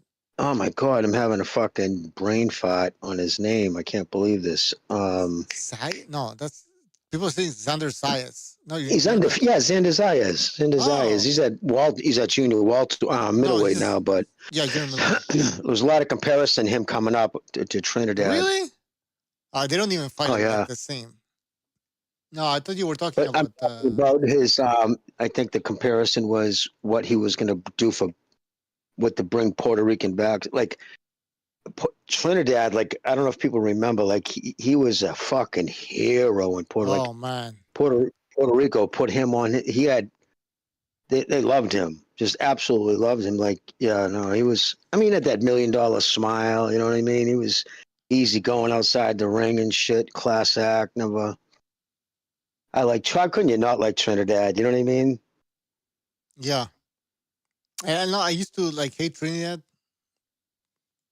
but I was. Well, of course, of Mexican descent, right? Yeah, exactly. That was always the Puerto Rican that was the Mexican, only reason, right? Yeah, because of his skills. But I was a fucking teenager back then, right? So I was like, I just hate him. I hate him. I was acting like the LDBC, you know, like very prideful of all Mexican boxing and De La Hoya and all that shit. But now looking back, I'm like, Trinidad, man, come on, this guy's a fucking legend. It's just I'm the same way. There's so many. Yeah. Same way. So many guys I hated just because of whatever reason. Then you get older, you're like, That was my hero because all he did was beat Mexicans. Hey, I love that guy. I'm gonna kick you out. I'm gonna kick you out. Well, anyways, I'm gonna go take a leak. You guys take over for 2 seconds. I'll be back. Yeah, because Vargas, right? I mean, Vargas was on that winning streak. Remember? Big time. And fucking. Vargas had one of the best resumes of a guy under 25. Man, people really need to study that resume. It was fucking. I'm not saying there wasn't better, but he was up there. It was pretty impressive. It was. Yeah, so I mean, I don't remember what the Vegas odds were, but I think they were pretty close. If some people actually had were picking Vargas to win that fight. In fact, wasn't Trinidad wasn't Vargas favorite? Trinidad was the favorite, yeah. He was the favorite. Okay. I think he was a 3-1, 4-1. But the fact that that Vargas. I'm sorry, I'm fucking spitting all over the place. God damn it. The fact that Vargas made it such a good fight at such a young age. And I'm a huge Trinidad fan, but Trinidad kind of, cheated to win that fight. He hit him in the balls purposely because the momentum had shifted big time. And this is when Trinidad had basically this dude knocked out in the first round. He had him knocked out. Remember when he punched him with that lead left? The first punch he threw, he catches Vargas with that, and Vargas goes cross-sided. Caught him cold. Holy shit! And Vargas didn't knock out. He didn't get knocked out. That was insane. Yeah, Vargas was a tough kid, man. I mean, how many? Well, it's just this Mexican trait. How many Mexicans you hear who aren't tough? Like that's usually the thing. Dude, I remember. I remember the New England's when you go to run to the board to see who you're matched up with. Kids going, don't tell. Kids would be like, not a Mexican. Don't tell me it's a Mexican. I don't want a Mexican. And if they drew a Mexican, God damn it, because you knew you'd have fucking. Even if you were gonna win this fucking kid, you know what I mean? Kid's gonna usually hit hard, and you're not gonna stop him. No chance of stopping him. I was an amateur, and this is when I was living in Florida, right? Yeah. And there was a Mexican kid out of Mexico. I think he was like in California, and then he came to he came to Florida. And so all the black kids will call him, you know, the way you say bull in Spanish is el turo, right? They'll call him el burro, with you know, like instead of like in the American way, but they will add the RO. And I had to fight this kid, right? Yeah. And I had hurt my forearm going into that fight. I remember this shit. And dude, this dude was like, picture, like if I had to describe his style, it was like Sean Porter. Just all up in your fuck, and he was strong as fuck, bro. All up in my chest. Tough. Yeah. Yep. I only fought one Mexican American, and his kid wasn't even from Mexico. He was just Mexican American, and I was landing some shots, and I remember I'm like he was a tough prick. He was a tough fucking prick. They weren't even slowing him down. Yeah. Mickey always said it, man. He would always say, "You want good sparring, spar a Mexican, because you're gonna get your fucking. They're gonna make you work." But we didn't have that many Mexicans in the area, you know. They weren't in my weight class. The few that were in this area. Yep. All right. Maybe maybe we should do an open. Wait. All right. So my plan was to watch the some of William Skull fights. Skull is fighting Canelo, and William Skull, the Cuban guy. So I'm making a video about who William Skull is, because a lot of people don't know who he is, obviously. And so I already did like 5 minutes of the video, but I wanted like the second half of the video. I wanted to have like some of your takes. So I wanted to watch the fight of. You mean there was more than 5 minutes worth of? No, Jimmy. Oh my God, it was so fucking difficult to find information about this guy, man. No, seriously, I was like, there's not a lot of info. He has only 2 big fights. That's it. There's nothing else. So I wanted to I was like, okay, shit. So I need more content. So yeah, I wanna see your guys' take on his style and what he can do to maybe win the fight. So, all right, let's go. We're gonna go off the air, all right, guys. But we're gonna go to the BDA Friday Discord. Oh, we're gonna watch the fights there, and we're gonna post this video on the BDA, the main channel. So you guys are gonna see what we're gonna be talking about. So, guys on YouTube right now, we're gonna end the show. But thank you for joining us. We'll see you next time. Take care. Peace. Peace. Peace. All right, hold on. Yeah, I was kind of surprised, man. Canelo took this fight. Like I guess it's a keep busy fight, but. Well, I guess because, you know, before